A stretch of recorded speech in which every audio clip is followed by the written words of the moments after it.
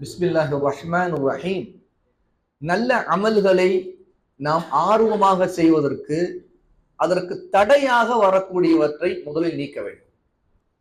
இரண்டு நபிமொழிகளை ஷேக் ஹுசைன் அல் அவாயிஷா ஹஃபிதஹுல்லா குறிப்பிடுறாங்க. வஅன் அபி பக்ர் இப்னு அபி மூஸா அல் அஷ்அரி ரலியல்லாஹு அன்ஹு قال سمعت أبي وهو بحضرة العدو يقول قال رسول الله صلى الله عليه وسلم إن أبواب الجنة تحت ظلال السيوف فقام رجل رث الهيئة فقال يا أبا موسى أأنت سمعت رسول الله صلى الله عليه وسلم يقول هذا؟ قال نعم. فرجع الرجل إلى أصحابه فقال أقرأ عليكم السلام ثم كسر جفن سيفه فألقاه ثم مشى بسيفه إلى العدو فضرب به حتى قتل. அபு மூசா ரலியல்லாஹு அன்ஹு அவருடைய மகன் அபூ பக்ர் ரஹிமஹுல்லாஹ் அவங்க சொல்றாங்க, என்னுடைய தந்தை அதாவது அபு மூசா எதிரிகளுக்கு முன்னிலையில், அதாவது போரில் எதிரிகளுக்கு முன்னில் இருக்கும்போது நிச்சயமாக சொர்க்கம் வாள்களின் நிழல்களுக்கு கீழே உள்ளது என்று அல்லாஹ்வின் தூதர் ஸல்லல்லாஹு அலைஹி வஸல்லம் கூறியதாக சொன்னார்கள். எதிரிகளுக்கு முன்னாடி இருக்கும்போது ஜிஹாதி நேரத்துல வாள்களுக்கு நிழல்கள் இருக்குது. வாள் எடுத்தா அதுல நிழல் கீழே படுது. வெயில்ல வாள் எடுக்கும்போது நிழல் தெரியும். அந்த நிழலுக்கு கீழே தான் சொர்க்கமே இருக்குது அப்படின்னு ரசூலுல்லாஹி ஸல்லல்லாஹு அலைஹி வஸல்லம், அது அபுவாபில் ஜன்னா, சொர்க்கத்தின் வாசல்கள் எல்லாம் வாள்களின் நிழல்களுக்கு கீழே உள்ளது அப்படின்னு சொல்றாங்க. இந்த சொல்ல அபு மூசா சொன்ன உடனே அப்போது ஒரு மனிதர், அவர் ரொம்ப அலங்கோலமான தோற்றத்தோடு பார்த்தா அவர் ஒரு பஞ்ச பராரியாக தெரியக்கூடிய தோற்றத்தில் இருக்கார். அந்த மனிதர் உடனே எழுந்து அபு மூசாவிடம் கேட்கிறார், அபு மூசா, அல்லாஹ்வின் தூதர் ஸல்லல்லாஹு அலைஹி வஸல்லம் இப்படி சொன்னதை நீங்கள் கேட்டீர்களா, நேரடியாக கேட்டீர்களா என்று கேட்கிறார். அதற்கு அபு மூசா சொல்றாங்க, ஆமாம் நான் கேட்டேன் என்று சொல்றாங்க. உடனே அந்த மனிதர் தன்னுடைய தோழரிடம் உடனே திரும்பி போகிறாரு.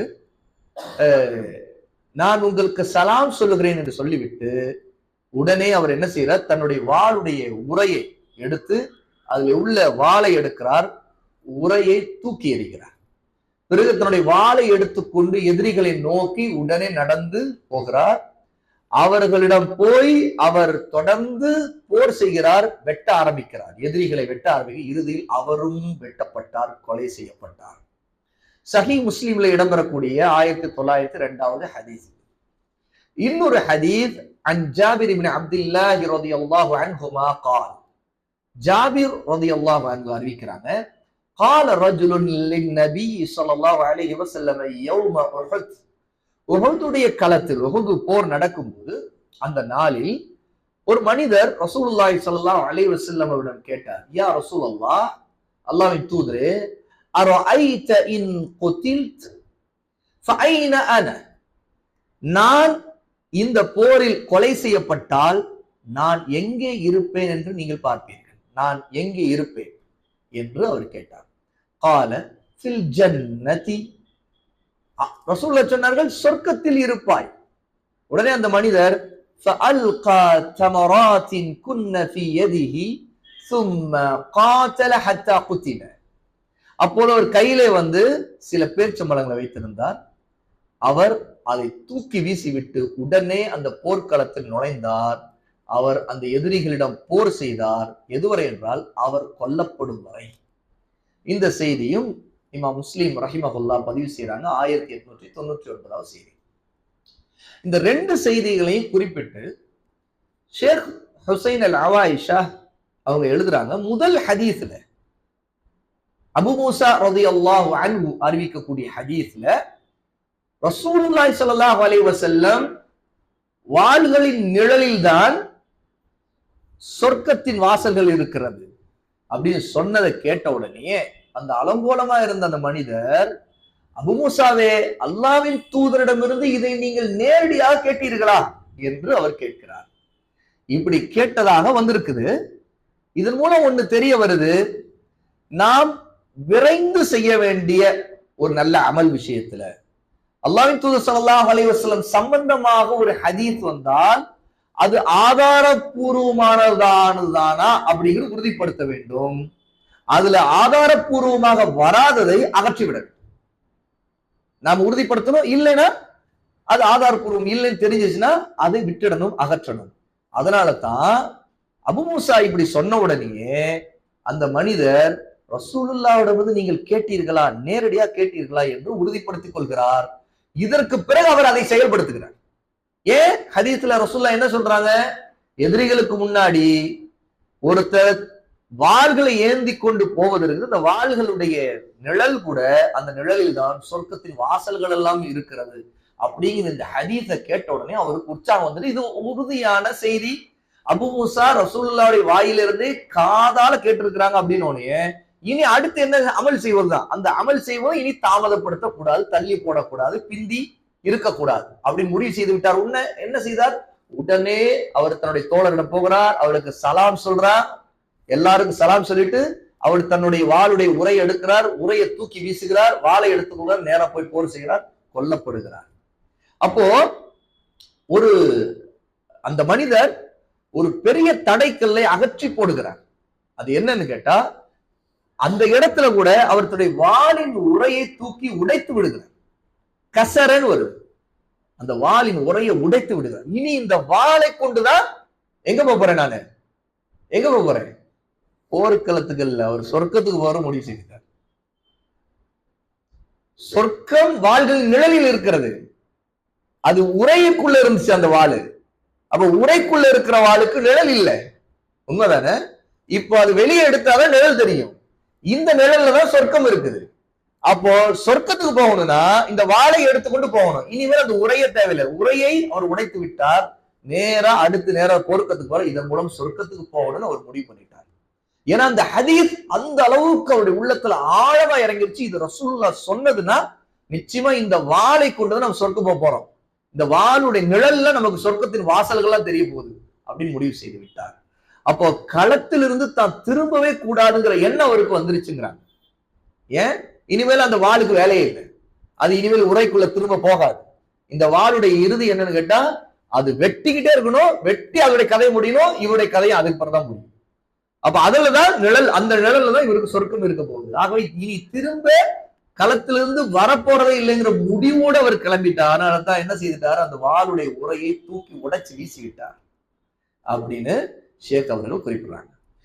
அது போலதான் இன்னொரு ஹதீஸ்ல இன்னொரு அறிவிப்பை பார்த்தோம். அதுல ரசூலுல்லாஹி ஸல்லல்லாஹு அலைஹி வஸல்லம் சொர்க்கத்தை பற்றிய ஒரு செய்திய ஒருத்தர் கேட்கிறார். அதாவது இந்த போர்ல நான் கொல்லப்பட்டா, இது உஹது களத்துல நடக்குது, உஹது போர் நடக்கும்போது நடக்குது, இங்க நான் கொல்லப்பட்டேன்னா நான் எங்க இருப்பேன் அப்படிங்கிற, நீங்க சொர்க்கத்துல இருப்பீங்கன்னு சொன்ன உடனே இந்த வார்த்தையை கேட்டதுதான் தாமதம். தன் கையில வைத்திருந்த பேரித்தம்பழங்களை அவர் தூக்கி எறிகிறார். இனி இந்த பேரித்தம்பழங்களை சாப்பிடுற நேரம் கூட சொர்க்கத்துக்கு போவதற்கு தாமதிப்பதுதான். சொர்க்கத்துல எல்லாம் அங்க அடைஞ்சுக்கலாம். அப்ப இந்த பேரித்தம்பழம் எதுக்கு? இது கொஞ்சம் கையில இருக்கிற பேரித்தம்பழம் எதுக்கு தடையா இருக்கும்? ஆகவே இந்த தடையை கூட மீறி வரணும், இதை உடைச்சிடணும்.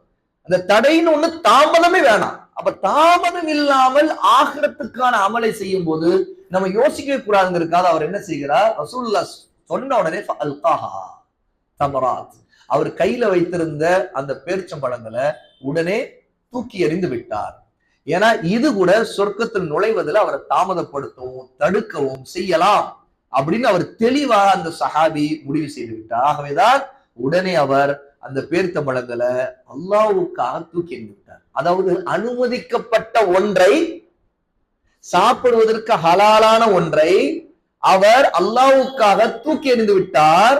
இப்ப ஷேக் கேட்கிறாங்க, அனுமதிக்கப்படாத தடை செய்யப்பட்டவற்றை கூட அல்லாஹ்வுக்காக தூக்கி எறியாமல் இருக்கிறார்களே என்று மனிதர்கள், இது சரியான வாழ்க்கையா? அப்ப இன்னைக்கு எத்தனையோ பேர் அனுமதிக்கப்படாத தடுக்கப்பட்ட விஷயங்களுக்காக அல்லாஹ்வுக்காக உள்ள அமல்களை தாமதப்படுத்துறாங்க, ஆகிரத்துக்காக உள்ள வாழ்க்கையை தாமதப்படுத்துறாங்க. அப்போ இது எப்படிப்பட்ட நிலைப்பாடு? இது இன்னைக்கு நம்முடைய வாழ்க்கை அப்படித்தானே இருக்குது. எத்தனையோ மனிதனுடைய வாழ்க்கை பாருங்க, அல்லாஹ் ஹராமாக்கி இதை அவங்க செய்யறாங்க, ஆனா அதை விடணும். அவங்க இங்க அல்லாஹ் ஹலாலாக்கிய பேரிச்சம்பழங்களை சாப்பிடுறது கூட அந்த நேரத்திற்கு தாமதப்படுத்துவது, ஆகவே சொர்க்கம் போறதுக்கு தாமதமாகும் அப்படிங்கிறதுக்காக அவர் அனுமதிக்கப்பட்டதை விட்டுட்டாரு. ஆகவேதான் அனுமதிக்கப்பட்டவற்றை நாம் தவிர்ப்பது கூட நாம் அமல்களில் முந்துவதற்கு ஒரு வாய்ப்பு. பல நேரத்துல இது என்ன, இதெல்லாம் குறைய பாக்குறது, இது அனுமதிக்கப்பட்ட ஹலாலானது தானே, அதெல்லாம் என்ஜாய் பண்ணணும் அப்படிலாம் பல விஷயங்களை நியாயப்படுத்தி கொண்டே வருவோம் நம்முடைய வாழ்க்கை. நம்மிட எப்பவுமே வாதம்னு ஒண்ணு வந்துகிட்டே இருக்கு பாருங்க. பல நேரங்கள்ல எல்லாத்தையும் இது ஹலால் தானே, இதுல ஏன் இதை பெருசுபடுத்துறீங்க, இதையே சாதாரணமா பார்க்க மாட்டேறீங்க, இதுக்கே இவ்வளோ நீங்க இதெல்லாம் ஒரு பெரிய விஷயமா பண்ணிக்கிறீங்க அப்படின்னு கேட்கிறவங்களுக்கு இங்க பதில் இருக்கு. நீங்க எவ்வளவு தூரம் அனுமதிக்கப்பட்ட விஷயங்கள் ஹலாலாலே உங்களை எவ்வளவு தூரம் மூழ்கடிக்கிறீங்களோ அந்த அளவுக்கு அந்த இன்பங்கள் காரணமாக நீங்க நல்ல காரியங்களை, நல்ல அமல்களின் பக்கம் போவதற்கு அது உங்களை தடுத்து கொண்டிருக்குது. அப்ப தடுக்கும் போது உங்களை தாமதப்படுத்துது, அது உங்களுக்கு பிரச்சனையை ஏற்படுத்துது, உங்களை டைவர்ட் பண்ணுது, உங்களை திசை திருப்புது அப்படிங்கறது உணரணும். அப்ப இந்த ஹதீஸ்ல ரசூலுல்லாஹி ஸல்லல்லாஹு அலைஹி வஸல்லம் ஃபில் ஜன்னான் 2 வார்த்தை தான் சொன்னாங்க, சொர்க்கத்துல தான் சொன்னாங்க. அதுக்கு பிறகு அவர் அந்த பேரிச்சம்பழங்கள் அனுமதிக்கப்பட்ட ஹலாலான அந்த பேரிச்சம்பழங்களை அவர் தூக்கி வீசிட்டு, இதை விட ஒன்று எனக்கு முக்கியமானது இருக்குது, இது பேரிச்சம்பழம் ஒண்ணுமே இல்லைன்னு சொல்லிட்டு போறாரு. அப்போ இது ஷேக் ஹுசைன் அல் அவாயிஷா குறிப்பிடுறாங்க, அவரோ அல்லாஹ் ஹலாலாக்கிய ஒன்றை அது தனக்கு சொர்க்கம் போக தாமதத்தை தள்ளும் ஏற்படுத்துவோங்கிறதுக்காக தூக்கி வீசினார்னா, இன்னைக்கு எவ்வளவு மக்கள் அல்லாஹ் ஹராமாக்கியதை கொண்டு பல நல்ல அமல்களை தாமதப்படுத்துறாங்க, தள்ளி போடுறாங்களே, இது எவ்வளவு பெரிய சோதனையான விஷயம் பாருங்க அப்படிங்கிறாங்க. இன்னொரு அறிவிப்பு இமாம் முஸ்லிம் பதிவு செய்யக்கூடிய 1901 ஹதீஸ், லஇன் அன ஹைது ஹத்தா ஆகுல தமராதி ஹாதிஹி இன்னஹா லஹயாத்துன் தவீலத்துன் قال فرمى بما كان معه من التمر ثم قاتلهم حتى قتل. இன்னொரு அறிவிப்பு இது அனஸ் ரலியல்லாஹு அன்ஹு அறிவிக்கூடிய இந்த ஹதீஸ்ல இடம் வருது, எனது இந்த பேரித்தம்பழங்களை சாப்பிட்டு முடிக்கும் வரை நான் உயிர் வாழ்வேன் என்றால் அது நிச்சயமாக நீண்ட ஒரு வாழ்க்கை தான் எனக்கு என்று உமைர் இப்னு அல் ஹுமாம் ரலியல்லாஹு அன்ஹு, உமைர் இப்னு ஹுமாம் ரலியல்லாஹு அன்ஹு சொல்றாங்க. இது பத்ர் யுத்தத்தில் நடந்தது இதே மாதிரி ஒரு சம்பவம். அப்போ அவங்க பேரிச்சம்பழம் வச்சிருந்தாங்க, நான் இனிமேலும் தாமதம் செய்தா எனக்கு ஒரு நீண்ட வாழ்க்கை போல இருந்தது, அது டைம் ரொம்ப காலம் அதிகமா நீண்டுருச்சோ அப்படிதான் நினைப்பேன் அப்படின்னு சொல்லிட்டு அதை அவர் தூக்கி வீசி விட்டு அவர் உடனே என்ன செய்கிறார், போர்க்களத்தில் நுழைகிறார், எதிரிடம் கடுமையாக போரிடுகிறார். எந்த அளவுக்கு என்றால் ஹத்தா குத்தில, அவர் தான் கொல்லப்படுகிற வரைக்கும் அவர் போரிட்டார். அப்போ முஸ்லிமான சகோதர சகோதரிகளே, முன்னேறி செல்லுங்கள், மன இச்சையை தூக்கி எறியுங்கள், அல்லாஹ் தஆலாவின் திருப்பொருத்தத்தை, அவருடைய திருப்தியை உங்களுக்கு கிடைக்காமல் தடுக்கக்கூடிய எந்த பொருளா இருந்தாலும் அதை அகற்றுங்கள். உங்களுக்கு குறுக்க வருது, அது அல்லாஹ்வின் திருப்தியையும் அவருடைய ரிதாவையும் நாடுவதற்கு, தேடிக்கொள்வதற்கு தாமதத்தையும் தள்ளி போடுதலையும் ஏற்படுத்துதுன்னா அதை முதலில் அகற்றுங்கள்.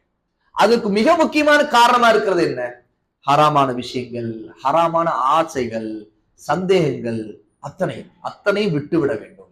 அதே மாதிரி இன்னைக்கு இதுல அதிகாரம், தலைமை பதவி, மேலாதிக்கம், இந்த மாதிரி விஷயங்கள், அதாவது அடுத்தடுத்து ஒருத்தருடைய கிரேடு, ஒருத்தருடைய அந்தஸ்து, பதவி, அது கூடிக்கொண்டே இருந்தோம். அப்ப நமக்கு இது கிடைக்குங்கிற இந்த உலகத்தின் தேவைகள், அது ஆசைகளை நிறைவேற்றக்கூடிய மோகத்தை உண்டாக்கக்கூடிய அத்தனையை விட்டு ஒதுக்குங்கள். பொதுவாக ஒருத்தருடைய வாழ்க்கையில அத்துமீறல், அநியாயம், இந்த எல்லா விஷயங்களும், குறிப்பா இந்த 2 விஷயங்களும் ஒரு மனிதனுடைய வாழ்க்கையை மாற்றிடும். அதான் மார்க்க வரம்புக்கு தாண்டி போறது, அநியாயங்களை செய்யறது, இது எல்லா வகைகளையும் வடிவங்களையும் கைவிடும். இதெல்லாம் விட்டு ஒருத்தர் இருந்தால் அல்லாஹ் உங்களுக்கு அருள் புரிவானாக. உங்களால் இயன்ற அளவு நீங்கள் நற்செயல்களில் விரைந்து ஈடுபட முடியும்.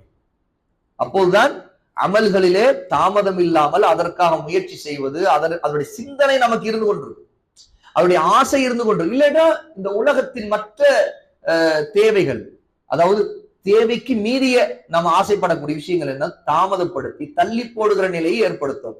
அதை பின்னாடி பார்த்து கொள்ளலாம் அப்படிங்கிற இந்த வார்த்தை ரொம்ப சாதாரணமா நம்முடைய வாழ்க்கையில் இருந்துகிட்டே இருக்கும். நாளைக்கு பார்த்துக்கலாம், அப்புறம் பார்த்துக்கலாம், பின்னாடி ஒரு நாள் பார்த்துக்கலாம் அப்படிங்கிற நிலைதான் இருக்குமே தவிர, நம்ம இந்த வார்த்தையை பற்றி முதல்ல எச்சரிக்க வேண்டும். இந்த வார்த்தை நமக்கு அபாயமானது, அது ஒரு காலம் நமக்கு நன்மை கொண்டு வர போறது இல்லை, அது தள்ளி போடுவது எல்லாமே அதாவது உலக விஷயத்துல தள்ளி போடுறது வேற. ஆனா ஆகிரத்தோட விஷயம் வந்தா அந்த பின்னாடி பார்த்து கொள்ளலாம் அப்படிங்கிற ஒன்றே நம்மிடம் இருக்கக்கூடாது.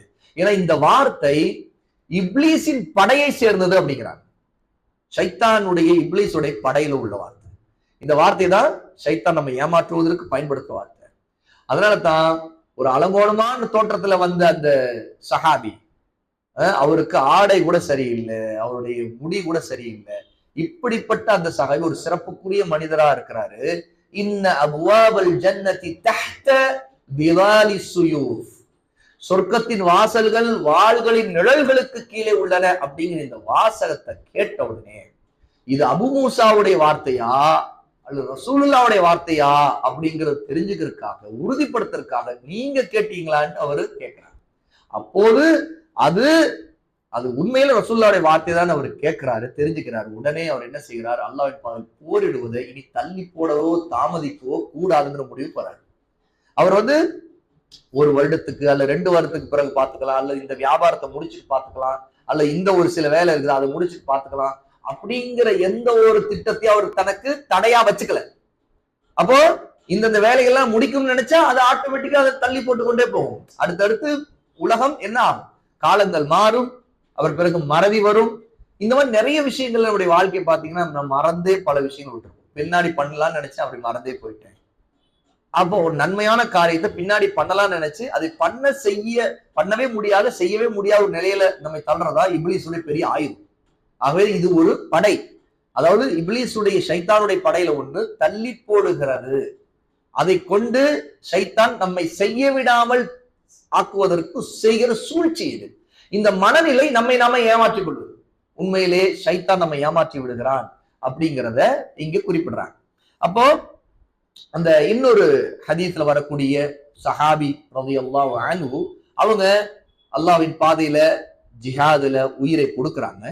அப்போ அது எதற்காக கொடுக்குறாங்கன்னா சொர்க்கம் கிடைக்குங்கிற அந்த ஒரு வார்த்தைக்காக, ஃபில் ஜன்னான்னு ரசூலுல்லாஹ் சொன்ன அந்த ஒரு வாக்குறுதிக்காகத்தான் அவர் தன் கையில வைத்திருந்த சுவையா தான் சாப்பிட்டு கொண்டிருந்த பேர்த்த பழங்களையும் தூக்கி எறிந்து விட்டு இனி தாமதம் கூடாது அப்படின்னு விரையணும், வேகமாக இருக்கணும், இதுல ஆக்டிவாக இருக்கணும், சுறுசுறுப்பாக ஆசையோடு இருக்க வேண்டும், தள்ளி போடக்கூடாது, தாமதம் கூடாது. அப்ப இது எப்போது நம்முடைய மனதிற்குள்ள வருதோ அந்த தள்ளி போடுகிற உணர்வு அப்ப ஆட்டோமேட்டிக்கா நம்முடைய செயல்கள் எல்லாமே பின்தங்கி விடும். தள்ளி போடும் ஆர்வம் எப்போது எனக்கு ஏற்படுது, இந்த ஆர்வம் மார்க்கத்துக்கு உட்பட்டதுதானா, இதை அல்லாஹ் திருப்தி கொள்வானான்னு பார்க்கணும். இப்போ ஒரு விஷயத்தை அந்த மாதிரி தள்ளி போடலாம்னு நினைக்கும் போது நமக்கு இந்த கேள்வி எழுப்பிக் கொள்ளணுமா? ஷேக் சொல்றாங்க, இது அல்லாவுக்கு பிடிக்குமா? இப்படி தள்ளி போடுறதுனால அல்லாவுக்கு பிடிக்குமா? இது மார்க்கத்துக்கு உட்பட்ட விஷயம் தானா? இல்ல இது வேற ஏதோ சூழ்ச்சியின் காரணம் இனி செய்ய முடியாம ஆயிடுவேனா? இதனால தாமதமா ஆகுமா ஆகாதா? இப்படி நினைத்து பார்த்தால் தெரியும் நம்ம போடலாமா வேணாமா. அல்லது ஒரு விஷயம் தள்ளி போடுறோம்னா அது உலக விஷயமா மார்க்க விஷயமா? இது அல்லாஹ்வின் கட்டளை கட்டுப்பட்டு நடப்பதுல வருமா, அல்ல அவன் தடை செய்திருப்பதை பொருட்படுத்தாம நாம விலகி போவதுல வருமா, அல்ல என்ன பிரச்சனை இது, அல்ல இதுல ஏதோ ஷைத்தானுடைய சூழ்ச்சி இருக்குதா அப்படி சிந்திச்சு பார்க்கணும். அப்படி சிந்திச்சு பார்த்தா நமக்கு தெரியும் இதுல உண்மையை நாம அப்போது முடிவு செய்வோம். பயனுள்ள செயல்பாட்டுக்கான போட்டியில் நிதானிக்காமல் தள்ளி போடாமலும் ஈமானிய உந்துதல்களை பயன்படுத்திக் கொள்வது அவசியம். மறுமையின் நன்மையை தரக்கூடிய, நமக்கு அல்லாஹ்விடம் அஜ்ரு தரக்கூடிய, சவாப் தரக்கூடிய ஒரு அமல் இருக்கு, ஒரு செயல் இருக்குன்னா அதுல போட்டியில இருக்கும். அதுல யார்ட்டையும் போட்டி போடணும், அதுல நிதானிக்கவே கூடாது. எப்படி மறுமையின் காரியமா ஒண்ணு இருந்துச்சுன்னா அதுல நிதானிக்கவே கூடாது, அதுல போட்டியை போட்டுக்கொண்டே இருக்கணும், அதுல தள்ளி போடக்கூடாது. அதுல ஈமானுக்கு உந்துதலை மோட்டிவேஷனை நம்ம உருவாக்கி கொண்டே போகணும். இது நம்முடைய வாழ்க்கையை சேஞ்ச் பண்ணிடும், மாற்றிடும். பாருங்க,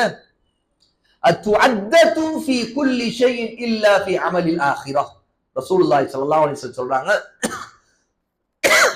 ஒவ்வொன்றிலும் நிதானம் வேண்டும் மறுமைக்கான செயலில் தவிர. அப்படின்னா என்ன, உலக காரியங்கள்ல நிதானம் வேண்டும். செய்யலாமா வேண்டாமா, செய்யலாமா வேண்டாமா, மெதுவா செய்வோம் அப்புறம் செய்யலாம், இதெல்லாம் யோசிச்சு செய்ய வேண்டியது உலக காரியங்கள்ல தான். ஆனா மறுமையின் காரியங்கள்ல என்ன, அல்லாஹ்வின் திருப்தியை ஏற்படுத்தக்கூடிய நல்ல அமல்கள். அந்த மாதிரி அதுக்கு மறுமையில் இவ்வளவு கூலி இருக்குது, இவ்வளவு நன்மை இருக்குது, இது இவ்வளவு அந்தஸ்து அல்லாஹ்வோட உயர்த்தும் அப்படின்னு தெரிஞ்சுன்னா அந்த மறுமையின் காரியத்துல நிதானிக்கவே கூடாது. ஏன்னா ரசூலுல்லாஹ் ஆகவே தான் இல்ல இல்ல ஃபி அமலில் ஆகிராங்கிறான். ஆகிரத்துடைய அமலை தவிர மத்த எல்லாத்துலயும் அத்துஅத்தது ஃபி குல்லி ஷை. அத்துஅத்தது அப்படின்னா நிதானம்.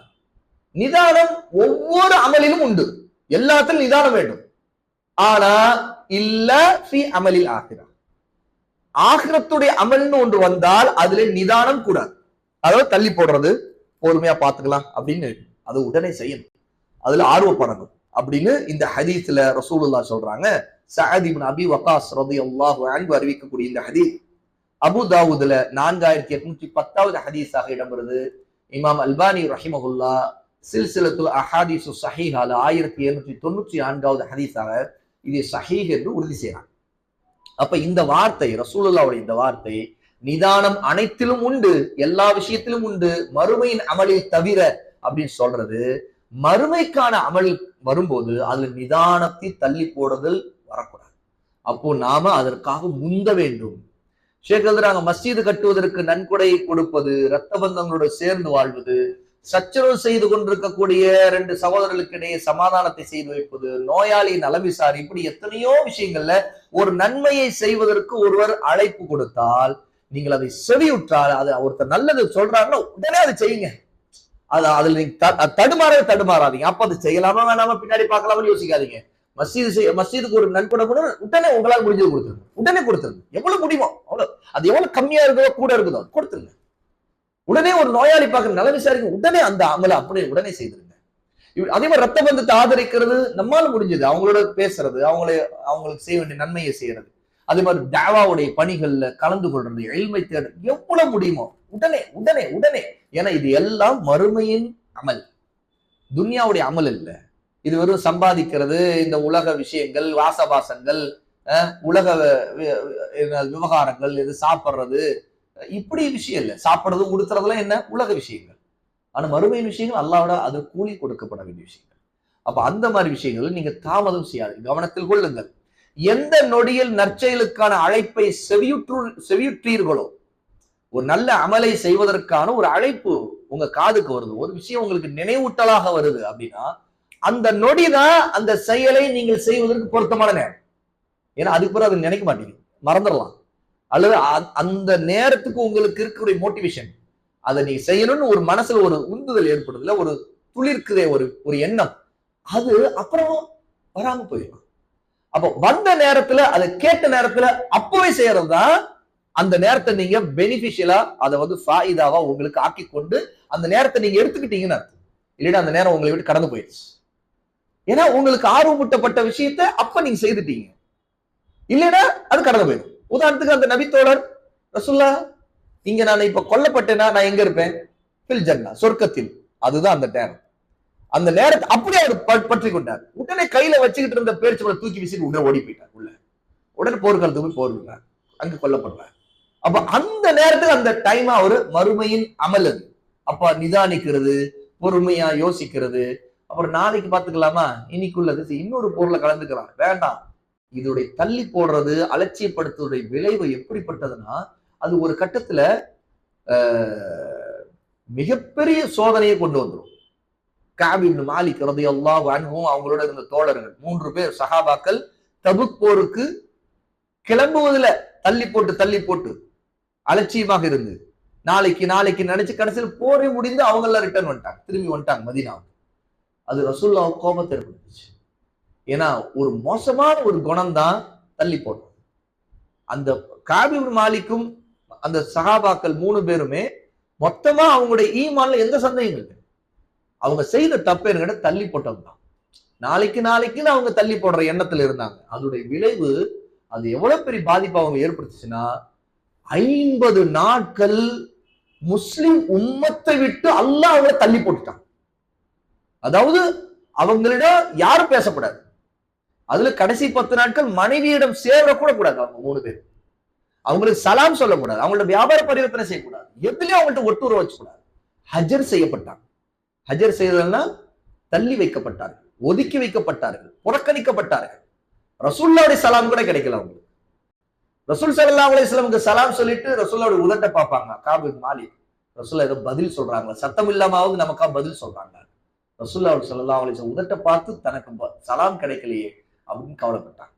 அப்போ அமல்ல மறுமையின் அமலாக இருந்த அந்த போருக்கு, தபுக் போருக்கு கிளம்புறதுல தள்ளி போட்டது விளைவு 50 நாட்கள் பிறகு அவங்க மன்னிக்கப்பட்டாங்க. அதற்கு பிறகு திரும்ப முஸ்லிம் உம்மத்துக்குள்ள அவங்களுக்கு செய்யப்பட்ட ஹஜ்ர், ஒதுக்கி வைக்கப்படுதல், பகிஷ்காரம் செய்யப்பட்டது பிறகுதான் முடிவுக்கு வந்துச்சு. அது எவ்வளவு பெரிய சோதனை. ஆகவேதான் ஒரு மோசமான ஒரு முன்னுதாரணத்தை ஏற்படுத்தக்கூடிய ஒன்று, ஒரு பாவம் அல்லது ஒரு செயல் அது சமூகத்தை பாதிக்கும் என்றால், அந்த சமூகத்துக்கு பாதிப்பை தொடங்கி வைக்கக்கூடிய அந்த சம்பந்தப்பட்ட மனிதர்களை புறக்கணிக்க வேண்டும்ங்கிறது அஹ்லு சுன்னாவுடைய மன்ஹஜில் உள்ளது. அவ்வித பிதஅத்வாதிகளை புறக்கணிப்பது, சமூகத்தில் ஃபித்ரா செய்து பிரிவினை ஏற்படுத்தக்கூடியவர்களை புறக்கணிப்பது, அவர்களுக்கு சலாம் கூட சொல்லாமல் இருப்பதற்கு மார்க்கத்தில் அனுமதி. அந்த ஹதீஸ் தபுக்குடைய ஹதீஸ் தான் அதுக்கு ஆதாரம். ஏன்னா தவறான முன்னுதாரணத்தை அது ஏற்படுத்தும். அந்த செய்த தப்பு மிகப்பெரிய தப்பு. இப்படிப்பட்ட தப்பு செய்தவரை குறிப்பிட்ட காலம் வரைக்கும் அவங்க தௌபா செய்து திருந்துற வரைக்கும் அவங்களுக்கு சலாம் கூட சொல்லக்கூடாது அப்படிங்கிறது உலமா அதுல இருந்து சட்டம் எடுத்தாங்க. அவங்க சலாம் எல்லாருக்கும் சொல்லணுங்கிற சட்டத்தில் விதிவிலக்கு இதுல வரும். ஒருத்தர் மோசமா பிடிவாதமா பாவியாக இருக்கிறான்னா அவனுக்கு சலாம் சொல்லி அவன் புறக்கணிக்க, அதாவது சலாம் சொல்லாம புறக்கணிக்க கொண்டு அவன் திருந்தருக்கு வாய்ப்பு இருக்குவாங்க. அதுக்காக அவன்கிட்ட கோபிச்சுக்கணும். அவன் திருந்தணுங்க இருக்கான். சலாம் சொல்லக்கூடாது, சலாம் சொன்னா பதில் சொல்லக்கூடாது. அதுல மிக மோசமானவர்கள் உம்மத்துடைய பிதஅத்வாதி. பிதஅத்வாதிகள் பிதஅத் பிரச்சாரம் செய்யறோம், வழிகட்ட பிரச்சாரம் செஞ்சுக்க. அது தங்களை சுன்னத்துல் ஜமாத்தினே சொல்லிட்டாங்க, தன்னை சலபினே சொல்லிட்டாங்க. சரி, மோசமான வழிகேடுகளை ஒருவர் பிரச்சாரம் செய்வதன் மூலமாக மூத்த கல்வியாளருடைய அறிவுரைக்கு கீழ்ப்படியாமல் தான் தோடித்தவன் ஒருத்தன் போறானா அவனுக்கு சலாம் சொல்லக்கூடாது, அவன்கிட்ட முறைச்சு கொள்ளணும், அவன்கிட்ட புறக்கணிக்க, அவன்கிட்ட கடுமையா நடக்கணும். அதை கொண்டு அவன் தன்னுடைய சமூகம், தன்னுடைய மக்கள், தன்னோட நெருங்கி பழகியவங்க, தன்னை நேசித்தவர்கள தன்னை புறக்கணிக்கணும். அவனுடைய மனம் நொறுங்கணும். அந்த மனம் நெருங்குவதே அவனுக்கு தண்டனையாக மாறும். பிறகு அவன் தான் செய்யக்கூடியது இது பெரிய விளைவை ஏற்படுத்த நினைச்சு தன்னுடைய காரியத்திலிருந்து அவன் விலகணும். தான் செய்த பாவத்திலிருந்து அவன் தௌபா செய்து ருஜுவாகும், திரும்பணும், அதை விட்டு விடணும், தன்னுடைய போக்கை விட்டு விடணும். அவன் சமூகத்துல மோசமாக தாவா ரீதியாக ஃபித்னாவை உண்டு பண்ணக்கூடிய வழிகேடுகளை பரப்பக்கூடியவர், வழிகட்ட கொள்கைகளை பரப்பக்கூடியவர்களை அறிந்தால் அவத உலமா சுன்னா, சுன்னாவை போன்ற உலமாக்கள் முதல் அவர்களுக்கு அறிவுரை சொல்வார்கள். இதை விட்டு விடுங்கள், இது அல்லாஹ்வுக்கு அஞ்ச வேண்டும், நீங்கள் இதை செய்யக்கூடாது, இது தவறான பாதை, இது சொல்வார்கள். அவர்கள் திருந்தாமலேயே தொடர்ச்சியாக அந்த தங்களுடைய நிலைப்பாட்டிலே இருந்தால் அவர்களை புறக்கணிப்பார்கள், அவர்கள் ஹஜ்ர் செய்வார்கள், அவர்களை தஹதீர் செய்வார்கள், மக்களுடைய எச்சரிக்கை செய்வார்கள். அவர்களை பின்பற்றாதீர்கள், அவர்களை புறக்கணியுங்கள், அவருடைய மஜ்லிஸ்ல உட்காராதீர்கள், அவர்களுடைய பேச்சை கேட்காதீர்கள், அவர்களுக்கு சலாம் சொல்லாதீர்கள். இந்த அளவுக்கு எச்சரிக்கை செய்வார்கள். இது சுன்னாவிலிருந்து கற்றுக் கொடுக்கப்படக்கூடிய அஹ்லு சுன்னாவுடைய மன்ஹஜ். ஏனென்றால் பிதஅத்வாதிகளை விட மோசமாக உம்மத்தை நாசமாக்கக்கூடிய கேடுகட்ட கூட்டங்கள் உலகத்துல வேற யாரும் இருக்க மாட்டாங்க. ஏன்னா அவர்கள் தீனுக்கு ஊறு விளைவிக்கக்கூடிய பயங்கர வைரஸ்கள். அவர்களை கொண்டு அவர்கள் கூட்டங்களை உருவாக்குவார்கள், அவருடைய சிந்தனைகளை பரப்பி அதன் பக்கம் திரட்டி விடுவார்கள். அதன் மூலம் முஸ்லிம் உம்மத்திலே பிரிவினை கொண்டு வருவார்கள். நேரான பாதையில் இருக்கக்கூடிய இளைஞர்களை கெடுத்து விடுவார்கள், சிந்தனைகளை நாசமாக்குவார்கள்.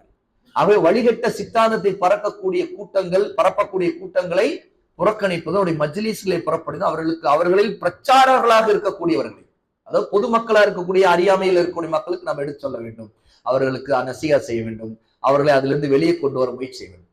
ஆனால் தாவா செய்யக்கூடிய வழிகேடர்களாக இருந்தால் அதில் பாதை அவர்களுக்கு மாறிவிட்டது என்றால் அப்போது அவர்களை புறக்கணிப்பது, அவர்கள் சலாம் சொல்ல மறுப்பது, அவர்களிடம் கோபத்தை காட்டுவது, அவர்களை பரா செய்வது மார்க்கத்திலே கடமையாக இருக்கக்கூடிய ஒரு சுன்னா.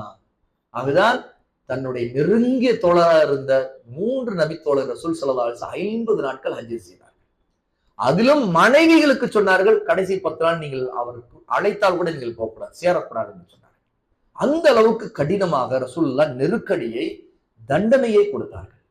இது அல்லாஹ்வுடைய கட்டளைப்படி நடந்தது.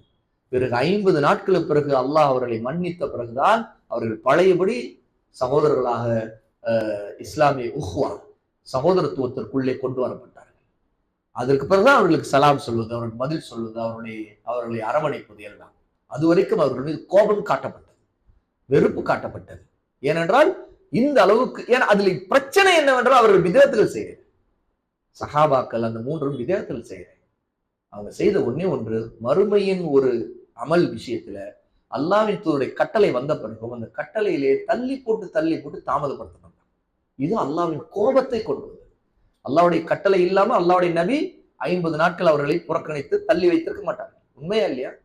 இது அல்லாஹ்வுடைய கட்டளை. அவர்களை தள்ளி வைக்க வேண்டும், அவர்களை புறக்கணிக்க வேண்டும், அவர்களை பேசக்கூடாது, சலாம் கூட அவர்களுக்கு சொல்லக்கூடாது. ஆக இதெல்லாம் அஹ்லுஸ் சுன்னாவுடைய மன்ஹஜிலே உள்ளது. அவை தள்ளி போடுவது, அமலிலே தள்ளி போடுவது, ஆகிரத்துடைய அமலை தள்ளி போடுவது, அது நம்மை நஷ்டத்திலே கொண்டு போக தள்ளக்கூடிய ஒரு மிக அபாயமான இப்லீஸுடைய ஒரு ஆயுதம், ஒரு சூழ்ச்சி என்பதை இந்த பாடத்துல ஷேக் அவர்கள் நமக்கு உணர்த்துறாங்க. நம்முடைய வாழ்க்கையில சுன்னத்துகள், முஸ்தஹபுகள், இதற்கெல்லாம் முன்னாடி வாஜிபுகளுக்கு முக்கியத்துவம் கொடுக்க வேண்டும்.